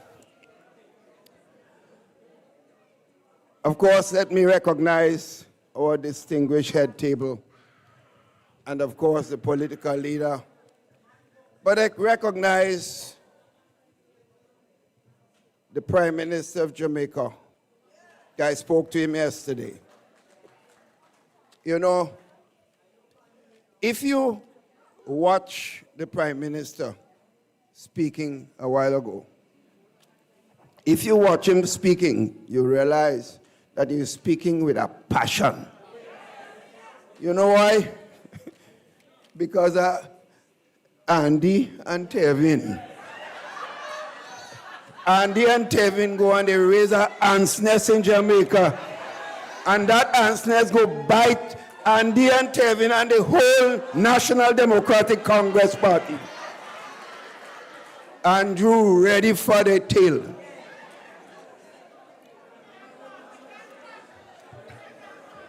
Friends, a while ago, your chairman this afternoon introduced Brother Cox. And at one time while Cox was speaking, he sung like a comedian. Because the amount of jokes Cox was giving in between his political speech, it tells you something is wrong in this country. We wonder, what do we have in government? Seriously. They're making Cox turn like a comedian, like John Agitation or Tommy Smith or them fellas in Trinidad. That's how he made him song, and he have a choice. One of the better political speech I've heard for a long time, sisters and brothers. Give Brother Cox a round of applause. A political speech must not always be about technical things and just numbers and policy. It also has to be mixed with humor. And Brother Cox, you did an excellent job. You made Carriacou and Petite Martinique proud. You made the whole of Grenada, Carriacou and Petite Martinique proud. Thank you. But colleagues, if you sit and think carefully, you all have to realize while we're talking on a political platform, we have a serious problem facing this country. Those of you and those of us who have children and grandchildren must be worried, you know. Because these guys are making us a laughing stock in this country. We are becoming a laughing stock to the whole Caribbean. Are getting calls every day, regionally, internationally. Keith, what the hell going on in Grenada? What kind of people you all elected in government? Now, seriously, how could you go and put in on a roof in that place and you're saying, come and witness the sword turning ceremony? That sound like some comedian? That don't sound like a normal person. So, Cox, they're making you one. But you know, just after Beryl hit, I went up to Carriacou. And I was doing a tour. And I went by the playing field. I could not believe what I saw. Them guys taking all the garbage from the hurricane and they dump it on the playing field. So I said, well who could be in the mad mind? Could conceive something like that? So they had a young man who was they say is an employee with the minister. So I asked him, well, why? He said, Doc, don't worry that man, we go clean it up. I said, Bonche. They have endless places in Carriacou that you could have dumped this thing. Because it's garbage. It's all galvanized, nails, all kinds of stuff. You have a playing field that we spent millions of dollars to fix. Because as a sportsman, those of you know this, as a former cricketer, Windward Island cricket and so on, I believe in these things. So we spent a lot of money fixing up Carriacou. And remember when we opened the new field, we had a match against the Carriacou team, against the Prime Minister 11. So I can't believe people were sitting in Carriacou and saw this thing taking place and nothing happened. But that you have to believe something is wrong with these people's head. That can't be normal. So this is not about a government doing wrong things, it's about a government gone mad. That's the point I'm trying to make, you know. Colleagues, brothers and sisters, this is not about a government doing wrong things, because no government could be perfect. It's about a government, wrong-sided government. Because you can't understand how some people could even conceive dumping garbage on your national playing field where sports. So when you go and open that place now, some nails might be stuck on the ground. Next thing, if people get in tetanus and all sorts of things. I mean, this is the craziest stuff. But that's a point. That is the difference. Because a lot of us go to the polls and we put an X and we don't think enough of the reasons behind the X. Because we put a government, and I have to say we because I am a Grenadian. We put a government in office, none of them have a clue of how to manage a good sulfur shop. That's a fact. That's what we did. You want to rest the NNP, that's okay. We want to rest the NNP, that's fine, but we have to think about what we're replacing the NNP with. Because we have grandchildren, we have children that have to inherit the place. And they would not forgive us for what we have done to this country, to put this bunch of characters. If a man could say that he well set, you know, something is wrong up here, sisters and brothers. So let me make the point, because I don't want to steal the thunder of the political leader going forward. Let me make the point. Colleagues, Brother Cox was giving you an idea of some people forget the struggles that we had to bring this country where it is today. Because the President Prime Minister came in the first speech in Parliament, he said nothing happened in Grenada since 1983. You remember that? That idiot. But it has to be an idiot. And I have no apologies for saying so. Because if you could make a statement like this, he does not know that in 1983, only 45% of the country had electricity. By the time 5 years, 97% of the country had electricity. Thanks to people like Gregory Bowen and deceased Dennis Campbell and the workers of Grenlec, sisters and brothers, and a lot of committed Grenadians. The water service in the country, even in my own village, we didn't have proper water by the time we left government. Hapil and a number of communities around the country had potable water. The people in Montmorris tell me one thing they could never forget me for, and the government of the NNP, is that water that we were able to bring in Montmorris, sisters and brothers, throughout the length and breadth of the country. The new telephone system was the work of people like Gregory Bowen, Dennis Campbell, deceased today, and other committed Grenadians. So it hurts me when I hear people talking nonsense after the sacrifice of these people. Because you get something, you don't know how the hell you get it. But show respect for it. It must get me mad. He does not know the efforts that people like Bowen and others did to bring these services to this country. It was a lot of sweat, a lot of sacrifices of a lot of people in this country that people forget. Some of them have gone the great beyond. And this idiot going to come and tell us nothing happened in Grenada since 1983.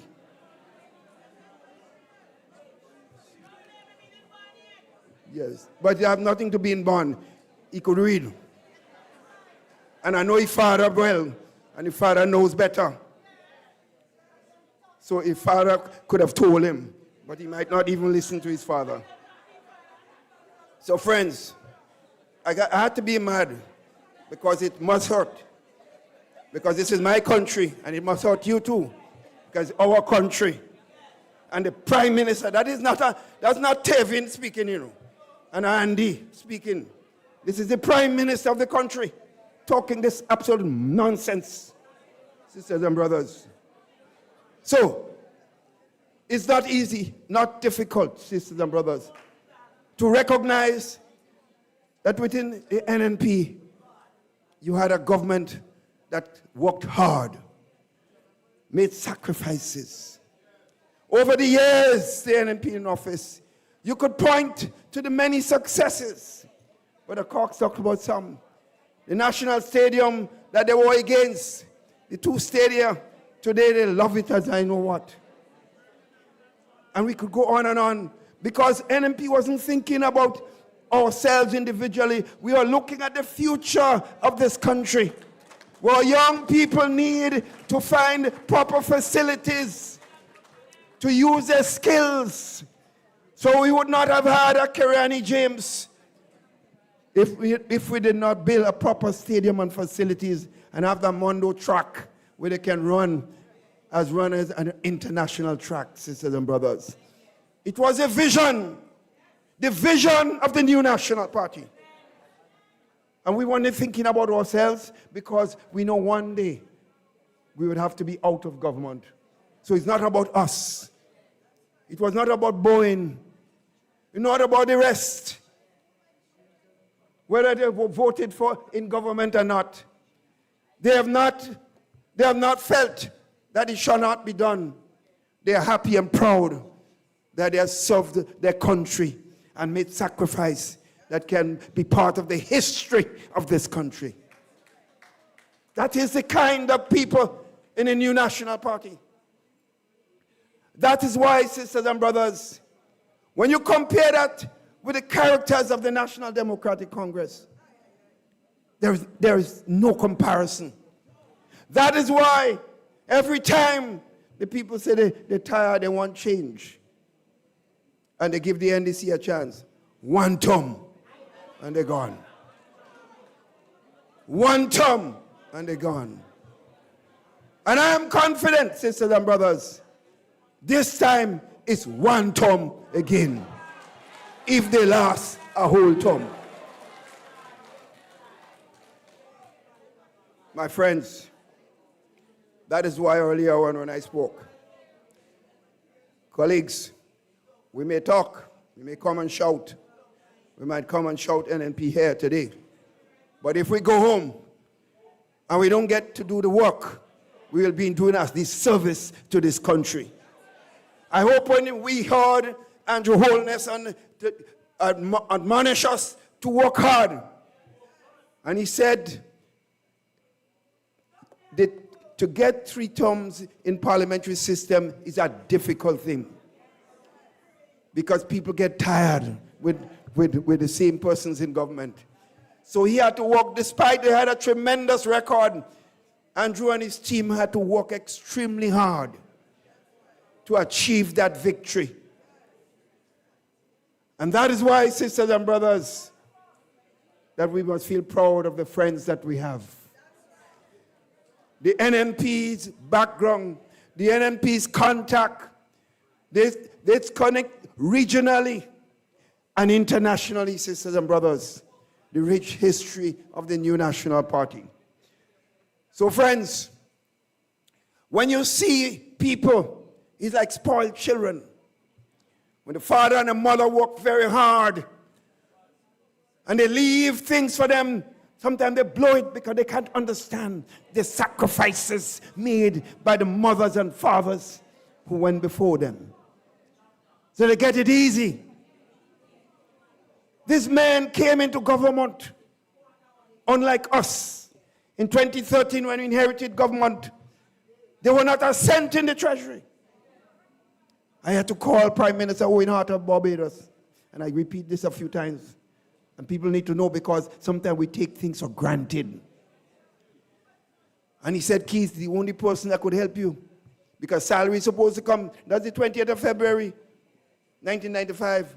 Salaries are supposed to be made up. No money in the treasury to pay public servants. So Owen Hart said to me, Keith, call Kamala, the only country that would have that kind of cash to help you. And I called, and the rest is history. These guys came into government, sisters and brothers, and they met $500 million in savings, sisters and brothers. And friends, listen this. I want you to listen this piece carefully because it has to be repeated over and over and over. That $500 million was money that we work to save because of the policies of the government, ensuring that we had economic development, ensuring that we were able to build on the economy of the country. While we had 6,000 odd people on the roads through the length and breadth of this country, the poor people working, we still had money. Sisters and brothers, because we understand, while we're creating jobs, there are a lot of people out there that didn't have work yet. So we decided the bushing program, today they're giving too little contract. And they can't find salaries paying, because I get my salary too. Salaries paying, but them poor people are walking on the road, too little day contract. They won't pay them. Months they didn't pay them. Because they have no feeling for the people on the ground who are suffering. They have no feeling. Because why the people suffering here, the man flying in Ethiopia? What the hell is this? What is this? Is a gardening? Is this a gardening contract? Where you do what you want, how you want, and nobody knows about it? Colleagues, we have to stand up to take back our country. I wonder what happened to us, like we gone dead. We gone dead. If was Keith Mitchell in office, we'd see man with water boots, with concrete, with all kind of food, jumping up all over the place. All of a sudden, we get dead. All the fire come out of Grenadians. A little boy come in the office, he don't have a clue. We afraid him. Afraid what? What we afraid? The man more afraid himself instead of worrying about him. My friends, so they made $500 million. But colleagues, listen to this carefully. These are monies that could be there to help to build on capital projects. Nothing to do with paying salaries. The inland revenue, the customs, or the Department of Government, based on the policies of our government, we are raising enough money by our action in government and the fact that we manage the economy well. There was enough money from the inland revenue, customs, and other areas, property tax and others, to pay salaries and to have more savings in government. So this money of $500 had nothing to do with paying salaries, because we made sure the economy was bubbling, sisters and brothers. And while we're doing that, I mentioned before that we have over 6,000 people on the road. The bushes up there tall like me. The state of our roads in a mess. But the Prime Minister, your Prime Minister, traveling, enjoying himself, and to hell with Grenadians. My friends. So we had enough revenue there. They tell us, in addition, that we did not have, that they were selling enough passports and they made over $1 billion. You know what $1 billion is? They said it, they said, not me, not you. They said they made over $1 billion in passport sales. Well, look, you don't have to use a computer or a calculator. Just do a little addition. My friends, Beryl came, and within 3 weeks, they got $118 million thanks to the new National Party, sisters and brothers. So forget inland revenue, customs, and all them things. That was paying salary and having savings. So add the $1 billion to the $500 million to the $118 million. So you have $1,618 million as what you call extra money. Extra money. Besides, that's why I'm doing the addition, So you must repeat this because they can't answer it. The question, therefore, is, where the hell all this money gone? Colleagues, why are we not asking more questions? Why these guys could come in a meeting and boast that they pocket full? Because they take us for granted. They take us for some fools. While they're enjoying themselves, victimizing people, hurting families, destroying people, we are sitting there like little turkeys. Sisters and brothers, we have to wake up. So my friends, in addition to that, countries gave us grants and they borrowed money, more loans. So you could see the amount of money them fellas playing with. Where are the projects, sisters and brothers? For all this money, where are the projects? Someone said the only project NDC have is the corruption project. So friends, a few things I want to say before I give up the mic to your political leader. My friends, sometimes because we don't know our history, we forget certain things. We would always remember Sir Eric Matthew Gary. Many of our parents were strong supporters of the GLP. And Gary came in a time when he had to struggle against the colonial masters. And we sometimes forget the sacrifices that he made. And he was a man who never went to secondary school, but he taught himself. And he was bold enough to take on the powers to be, the colonial powers. He ended up on battleships, being arrested. Yes, over the years, he made mistakes. But we could never forget that he made sacrifices for his country. We could go on and on about what was done. We can never forget about Augustus Blaze of Carriacou, where he was all in the vineyard and the political vineyard for years. And nobody could say Blaze enjoyed the benefits of material wealth while he was in government. He was there steadfast in opposition to Eric Gehry. But in a combination, they made their own sacrifices. When the revolution destroyed himself, it was Blaze who was called upon to bring some order of stability and comfort, knowing was a steady hand. And I was fortunate enough to be part of that team. So their services must always be remembered. Eric Gehry, Hubert Blaze. Whatever we can say about the revolution, we had different things to say. But you cannot say that Morris Bishop did not make sacrifice. You cannot say that he did not suffer. You could not say that he made no contribution at all. You may disagree with aspects of the revolution that caused them to destroy themselves.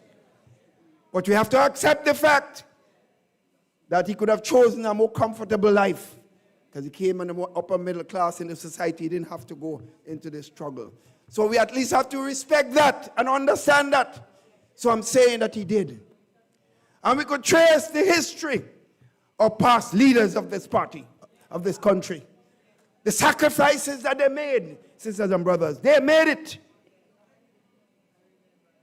So whether you can talk about Nicholas Braffett, Ben Jones, George Brizan, they made their mark in several areas of life. And your humble servant won't talk about himself. You will talk about me as you see fit. But there is no doubt that all of us made sacrifices for our country. But this idiot who says nothing happened in Grenada since 1983, came to power. He can't tell me one damn thing he did for this country to deserve. But the people had a right to choose him, and they chose him. And therefore he should have respected that right.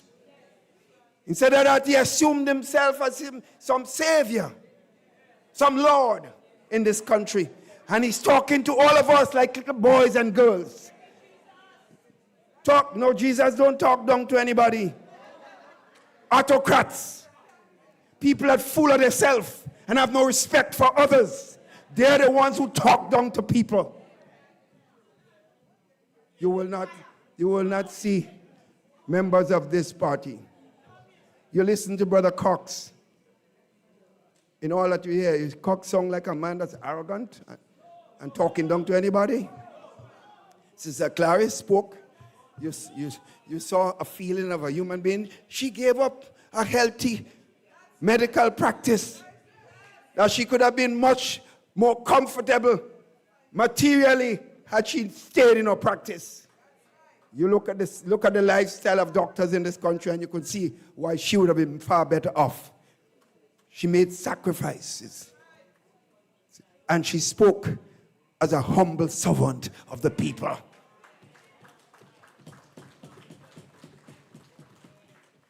Sister Amanda spoke to you tonight as a young lady with a conviction, a feeling and passion. I'm so proud when I see the youthful leadership emerging within NMP. And I said to myself, as I said to Greg, it looked like our work was well done. Because we could see emerging the future of this country. And so Gregory Boyne you cannot ever say you see Gregory acting in a way that he feels he's better than anybody else. He doesn't speak a lot like me. But inside him is a man who cares so deeply about his country. Made the sacrifices. One of the most brilliant engineers. He could have been abroad making millions of dollars. And I tell you this, when Gregory and I, first time I got to know Gregory, I was teaching at the Presentation College. And I was teaching the A-level class in mathematics. And when I gave the first test, and the papers come back, and I see the work, when I look at the headline, I saw the name Gregory Bowen. It was like a perfect paper in A-level mathematics. So you have a brilliant son of the soil who could have been away making millions of dollars, not like some of these dummies. You might find I'm using strong words today, but I have a right to use those words. Compared to Gregory Bowen, they are dummies. And that is why, sisters and brothers, I say, when you look at the teams, and then we have chosen a leader who comes from the roots of the country, you cannot say that Emmeline Pierre is an arrogant person. She may not be perfect like me or any one of you, but you cannot say this. NMP personnel are people that care for people and want to identify with people and work with people. So friends, I sit them down, I get a call from Jamaica. Some Tevin Andrews and Andy, you know, Andy in Jamaica talking. Andy say he take 5 planes to reach in Jamaica. But Andy don't know how to tell the truth. 5 planes. I think what happened to Andy? The first plane was piloted by Andy Williams. The second one, Andy Williams. The third one, Andy Williams, and then the other 2 maybe is Caribbean Airlines and so on. But when I heard this, so I said, no, I can't believe it. I don't check the record. To call to say these men and them really enter Jamaica to go and help a party. That's why one of the reasons the PNP lost the election, because Andy and Tevin went to Jamaica and caused the PNP to lose the election far worse than they would. Poor the PNP. If I was a friend, I would have called him and tell him, boy, don't touch them 2 fellas. That's the worst thing in Grenada politics. I can't believe myself. And you know what they did? Let me tell you what they did.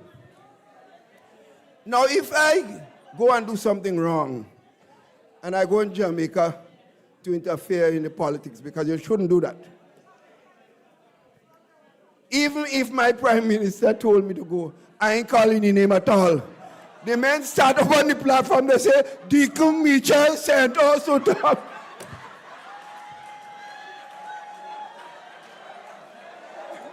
I say, oh God, well, Deacon dead now. Andrew win, I don't know how Deacon going and face Andrew. When I tell you cock song like a comedian, that's comedian stuff we see here in this country. The only problem is that it affects all our lives, otherwise we just enjoy the laugh. What's going on in this country for government? We're going on in the country for government, and Tevin, the man, just take all the private parts and put it on picture and send it all over the place. What kind of people is this?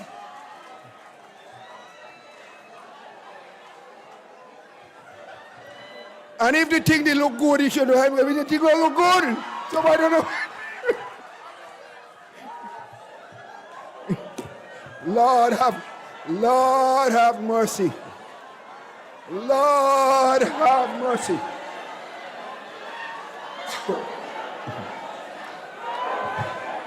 So friends, let me complete it before you kill yourself laughing, and I can. And you ain't giving me a chance to say serious stuff here. You know something? Just cool down a little bit, because I'm finishing now. You and I more laugh to get. So, I say I've given over 40-something years in the politics. Sacrifices I made. So just listen to me. So I'm settling down, right?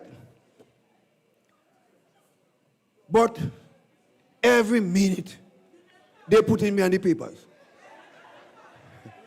And they putting me on the papers with a nice woman. And they hope like I get vexed. Put it again next week, man. I put it again. Aye, man, aye. Hey, they don't understand. That is man. What do they? Hey. Put it, George, put it again next week. Hey. I asked them to leave me alone. I am at peace with myself. I have a girlfriend who is a doctor, an economist, and is working all over the Caribbean. Government's advising them. They don't even know that. I don't have girlfriends and boyfriends. I have only one girl. Thank you all. Good evening, everybody.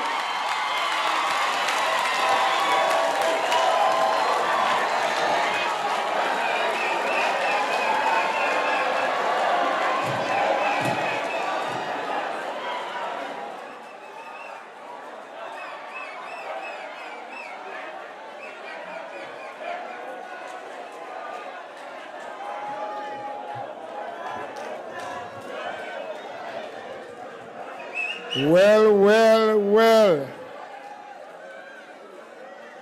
I am lost for words, and that don't happen to me very often.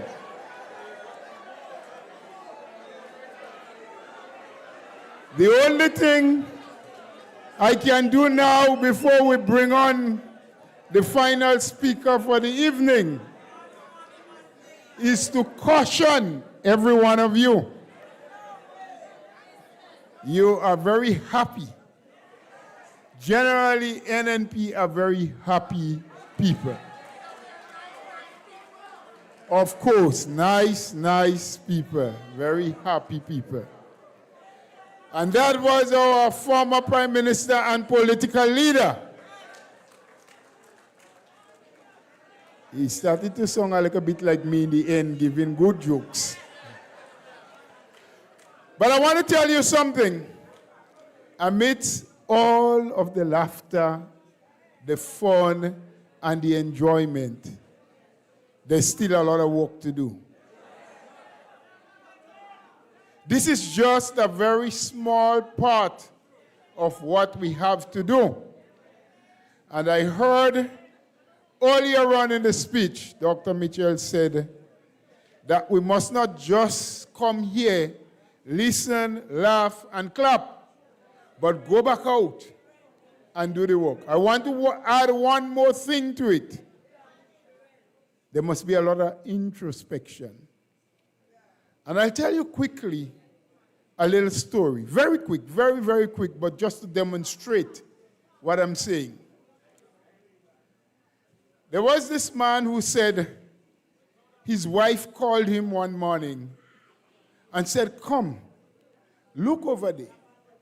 Watch the neighbor white clothes on the line. She doesn't understand how to wash. Those clothes are not clean."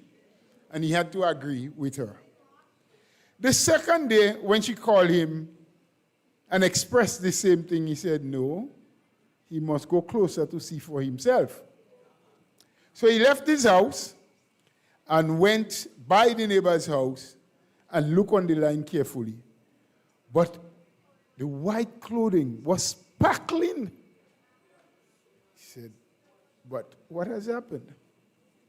So he went back home, and in his wife's absence, he looked again, and the clothes was looking really dirty. He said, no, something ain't right. So he cleaned the windows. But he didn't say anything to his wife. The third morning, she called him. She said, come. A miracle must have happened. Somebody has taught her how to wash properly. Look how sparkling the clothes are today. He said it wasn't a miracle. It was just me cleaning your windows. The essence of what I'm saying to you is, we can talk a lot about how bad the other side may be. But if we don't clean our windows and make sure that we are sparkling and ready for the work ahead, then we ain't going nowhere. So let's look inside, let's clean our windows, and let's now put our hands together and listen to our political leader as she comes to give us some directions as to where we go from here.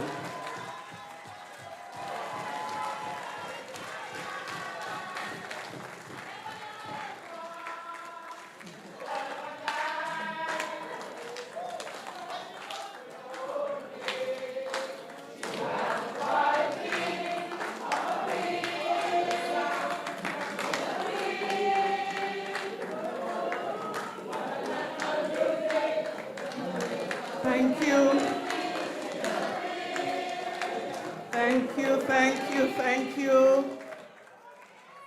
NNPites!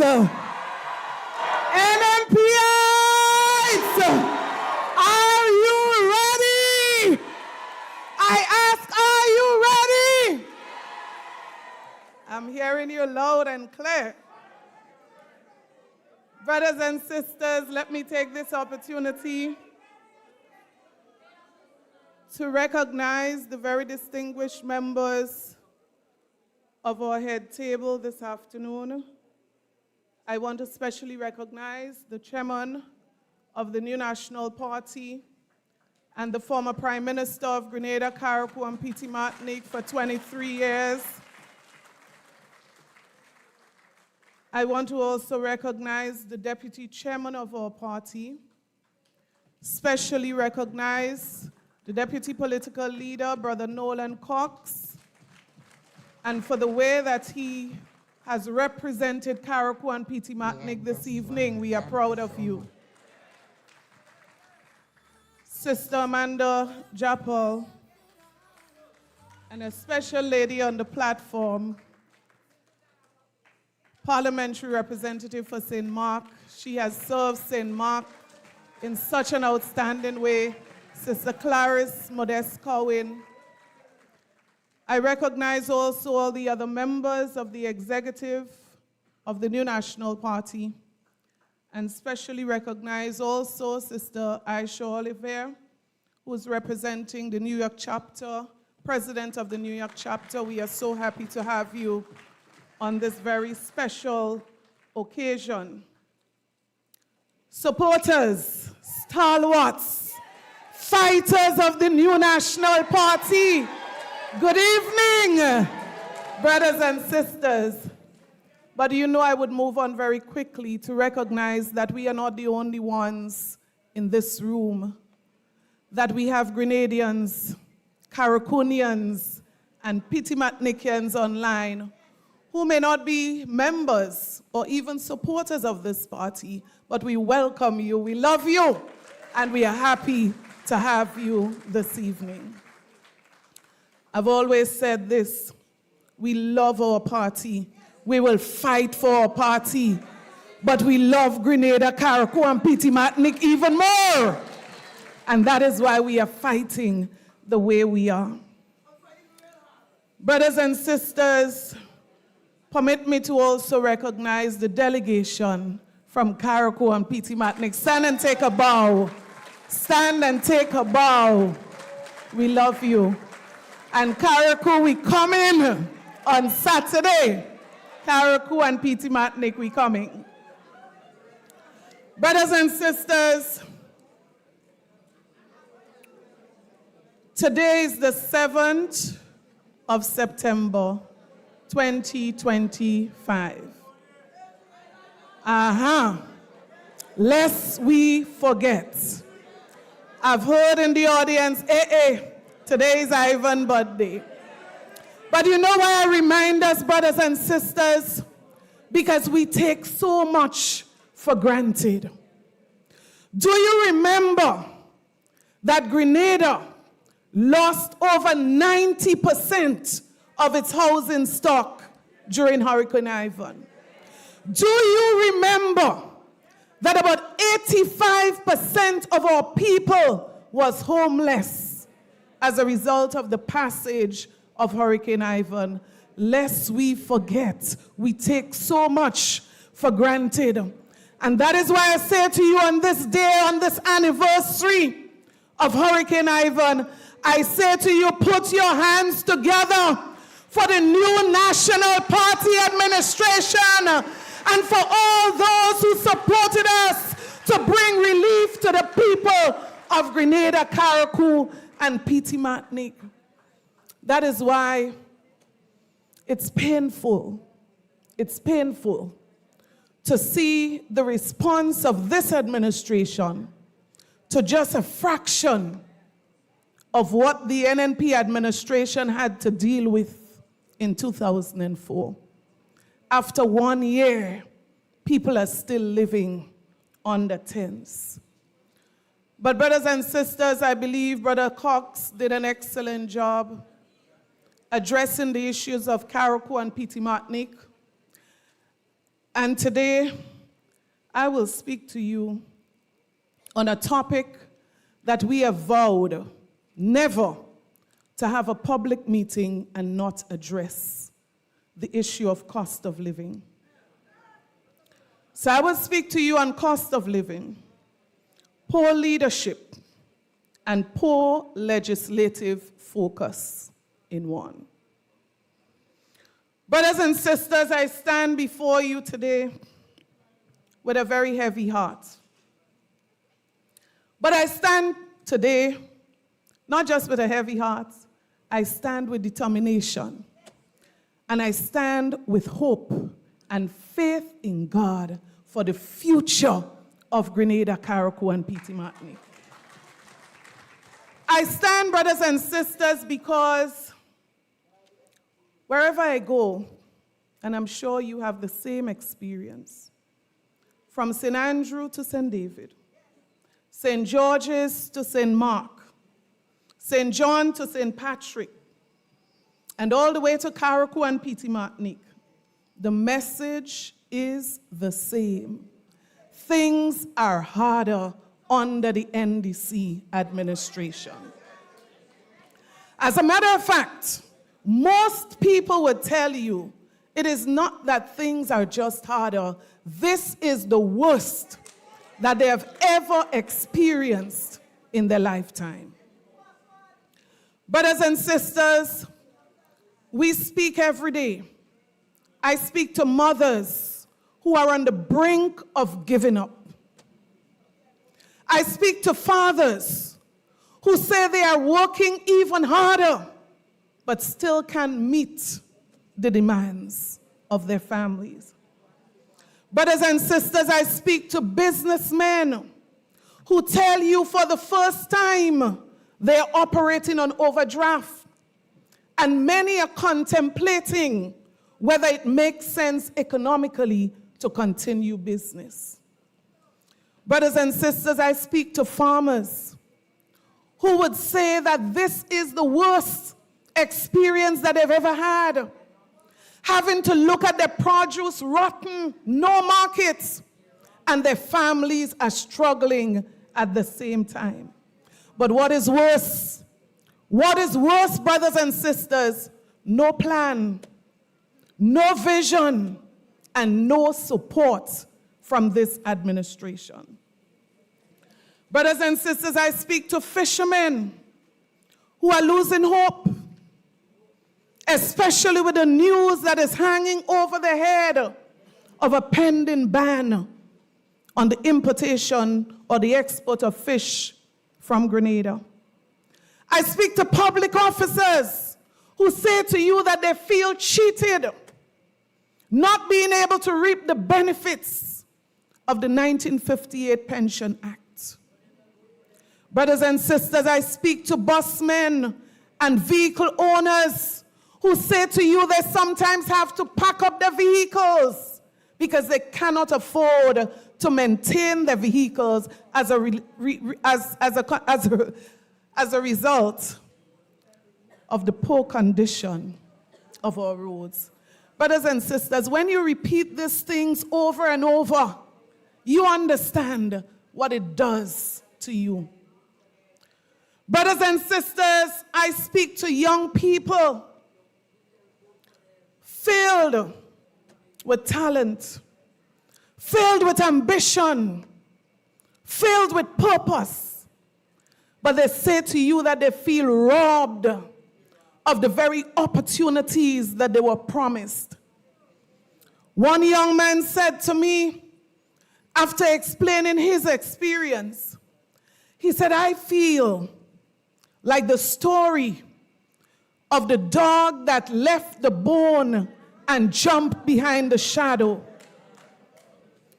The situation is real. But I say to you tonight, brothers and sisters, these reflections are not what the people of Grenada voted for. It is not the change that they expected when they cast their votes at the last general elections. So let us deal with the facts of the rising cost of living and food inflation specifically. Brothers and sisters, I won't stop repeating because the intention is that each time you raise it, hopefully somebody's conscience would be triggered and somebody's conscience would be moved to do something for the people of this country who are suffering. So brothers and sisters, in 2022, I said to you before, food inflation was 118 points. What is it currently? Over 143 points. What does that mean in simple terms? Most of the items in the supermarket, the prices are going up, up, up. That is simply what this means. Everything is going up. And it's not just that it's going up, making it almost impossible for some to survive. The things that some people did comfortably 3 years ago, they are finding it impossible to do it right now. Instead of going forward, we are heading backward. But don't be fooled. Other speakers hinted it before. Don't be fooled. While ordinary citizens are struggling, there are some people in this country who are saying it's their time now. While the majority of Grenadians have to walk with a calculator when they shop at the supermarket, there are some people who are shopping without care, and they say it is their time now. No care for the poor people of this country. In some cases, they can't care because their salaries have doubled and tripled overnight and no work to show for the increase in salary. In the private sector, I say to you, most of them would have been fired already for poor performance. Many of them would have been fired. Poor performance. Brothers and sisters, instead of fixing cost of living, instead of reducing the pain inflicted on poor people, this government continues to add burden upon burden upon burden on the people of this country. The very family in our countries, the very families throughout the length and breadth of Grenada, struggling to survive, rather than bring legislation that would bring relief to these families, our government is seeking to bring legislation to further destroy the very fabric of our families throughout this country. What a shame. What a shame.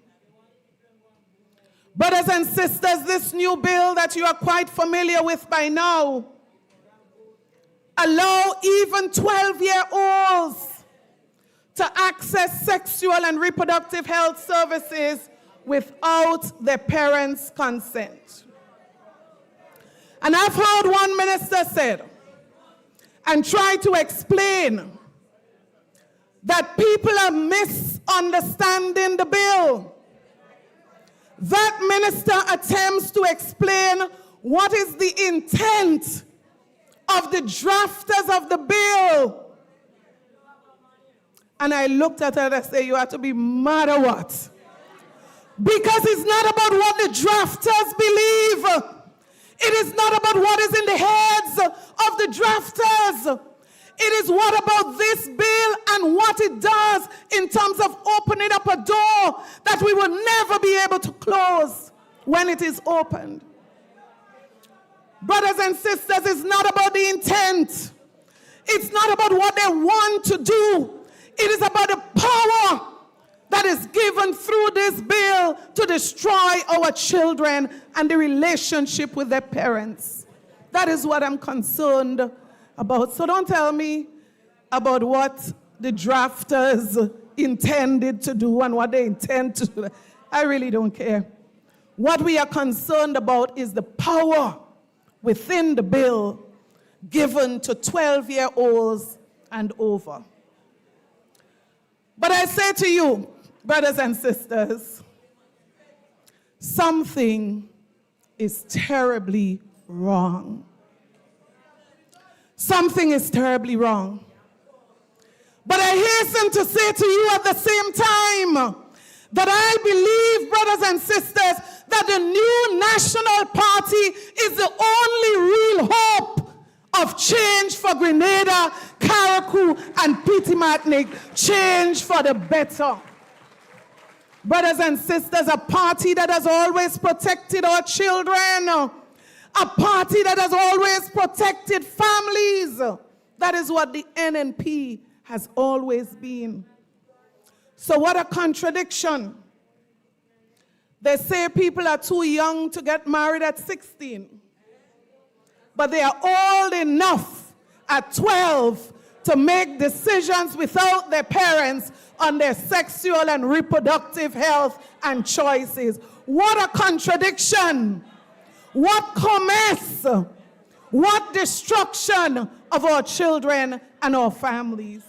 Somebody has to be prepared to create a disaster in this country. Brothers and sisters, we clearly have a leadership crisis in this country. I believe the governance and the good governance mantra has been destroyed. It is not working. And I'll tell you why. Good governance is like running a strong organization. You set objectives, you track performance, and you measure progress. That is what strong organizations do. You meet with your team, you motivate them, you fix problems, and you deliver results. That is what leadership demands. But I say to you, in Grenada here, we have a big problem. This administration has abandoned an internationally recognized model. And guess what they have tried to introduce instead? Management by social media likes. So for them, it is about the likes. It is about the shares. It is about the reels, not about results, not about helping poor people. It's not about reducing cost of living. It's about who can get the most likes on social media. What a shame. Nothing about performance. Nothing about solving problems. And that is why I say to you, people in this country are having so many problems unaddressed because leadership is not focused on solving problems and creating possibilities for people. Governance has become like glamour. That is what governance has become in this country, glamour. Brothers and sisters, this is not what we are used to. This is not what we are used to. Competent people are being pushed out of key positions.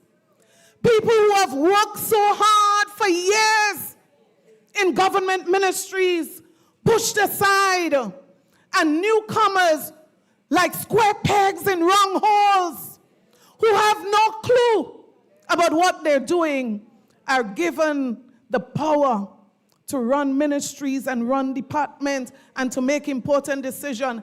This is why we are where we are today. Poor leadership in this country. And I say to you, when a fish begins to rotten, it rottens from the head. And that is why the Prime Minister of this country must take responsibility for the mess that exists in this country today. Brothers and sisters, there is no urgency to address anything. And let us not start to name. There is no urgency to complete anything. Start with the Cliff Project. No accountability. Not a word from this administration of the real reason why some of these projects are held up. Millions of dollars in cost overrun. Leadership is lacking in this country. Brothers and sisters, our families deserve better. Our farmers deserve better. Our fishermen deserve better. Our private sector workers deserve better, because the incentive for businesses and the support for businesses dwindling every day. Some of them are hanging on a thread of survival, sending workers home because they cannot meet the demands.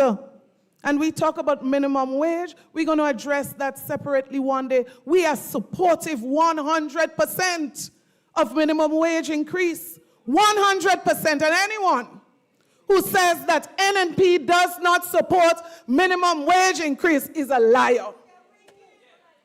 Anyone who says that. Because we have consistently said that we have no problem.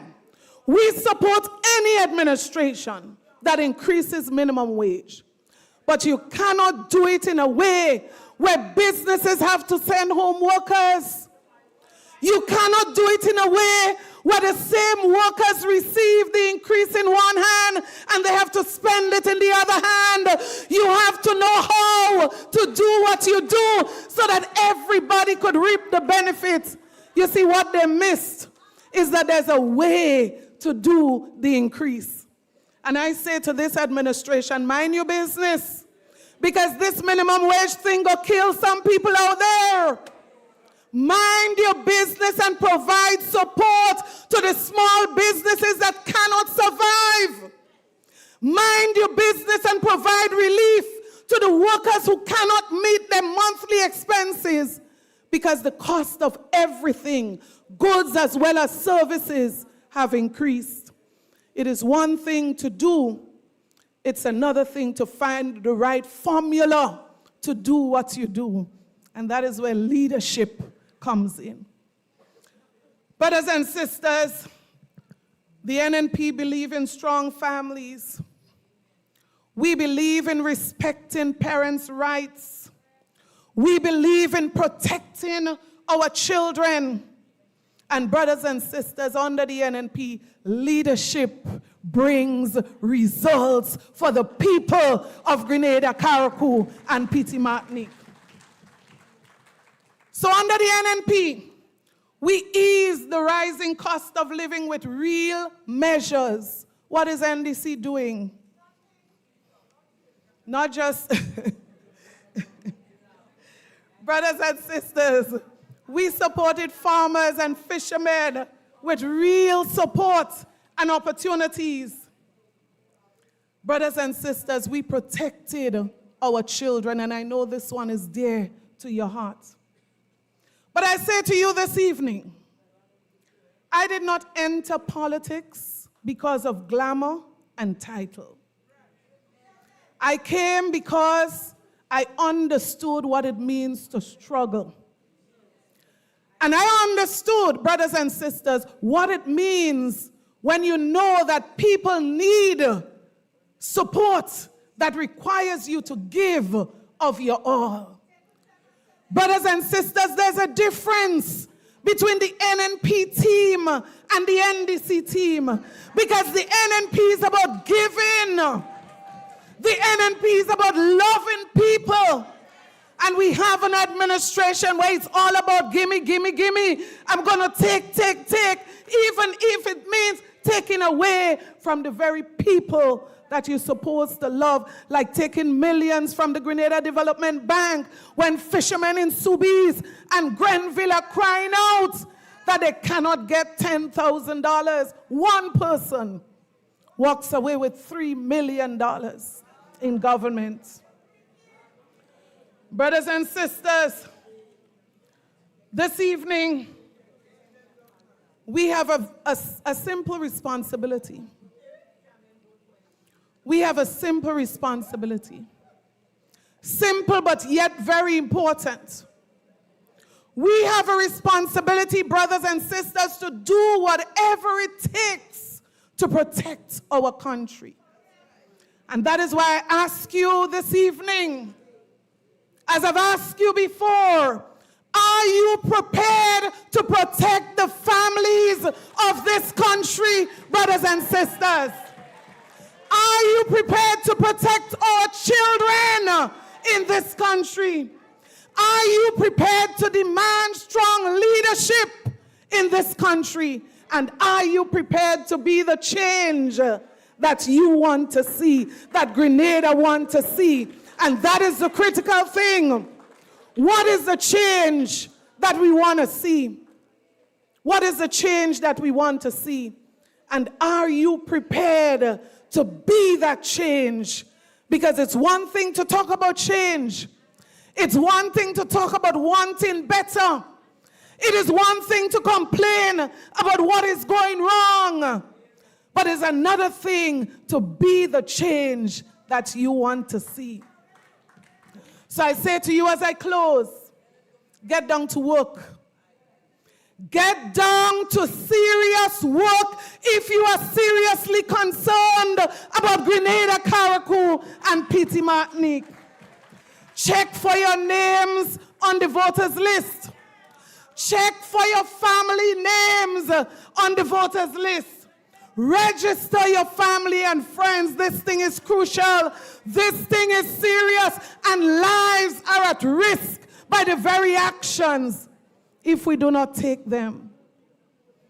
And I say to you, more importantly, I say to persons who are online and are concerned about Grenada, Carriacou, and Petite Martinique, it is not just about talking about the situation. It is about taking decisive action. And so I say to those who did not support us, think about what is best for Grenada. And the next time you have an opportunity to decide on the future of Grenada, Carriacou, and Petite Martinique, I say to you with all confidence that you can trust the hands of the new National Party. We are not just safer hands. We are not just safer hands. I declare that we are indeed the safest hands that you can find to protect Grenada, to protect Carriacou, and to protect Petite Martinique. So brothers and sisters, I say to you, Grenada deserves better. Grenada deserves change. Grenada deserves strong leadership. And the team of the new National Party, brothers and sisters, when I was the political leader of this party, it was my personal commitment to lead this party. And I say to you, as I lead together with the team, We are committed, brothers and sisters, to do what is necessary to save this country, to turn the direction, and to bring to the people of this country betterment. So may God bless you as we make the right choices, not based on color, as we make the right choices, not based on who we like and who we don't like, but choices for the best of our children and choices for the best of Grenada, Carriacou, and Petite Martinique. God bless you. God bless Grenada, Carriacou, and Petite Martinique. Thank you very much. Thank you very much. Thank you, our dear political leader. I will kindly ask everyone to stand at this time. Don't leave, just stand. Then I will ask you to hold each other's hand. But I also want to make two quick announcements. Can someone close the door at the back, please? I ask for people to stand, not to go. The first announcement is that our technical people wants to remind those of us who have not yet subscribed to take this email address, now you could let go hands because you might have to write. Yeah, just remember that. subscribe to NNPO. After subscribe to nnp.org. www.subscribe, like subscribetonnp.org as one word. Then they would send you all the updates and information, and you will know all the dates. All of the young people, the youth, and those who consider themselves still to be youthful are asked to remain after everything is over for 2 minutes for a quick message from Sister Amanda Japal. All the youths, or those who consider themselves to be youthful enough, remain for 2 minutes after everything for a message from Sister Amanda. I want to hope that we'll get home safe. Mr. DJ, can the people hold hands again and let us play the music so we can live here safely back to our homes? I love you, Lord, for your mercy never fails me. All my day I've been held in your hand. From the moment that I wake up until I lay my head, oh, I will sing of the goodness of God. All my life you have been faithful, and all my life you have been so good. Yes, every breath that I am able, oh, I will sing of the goodness of God. You know I love your voice, for you have led me through the fire in darkest nights. You are close like no other. You know I've known you as a father. You know I've known you as a friend, and I have lived the goodness of God. All my life you have been faithful. All my life you have been so good.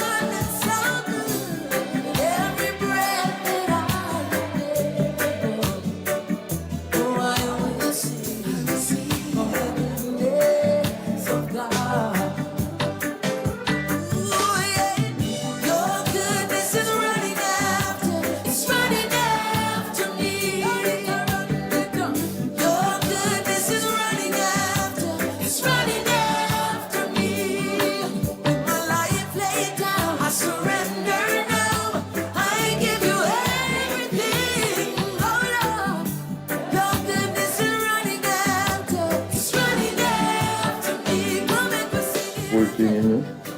Wake me up in the morning. I'm there, so now I can say God great and good. Thanks to everyone. Try to get home safe. We want to thank all those who have listened and joined us online. Until the next one, take care. Get home safe.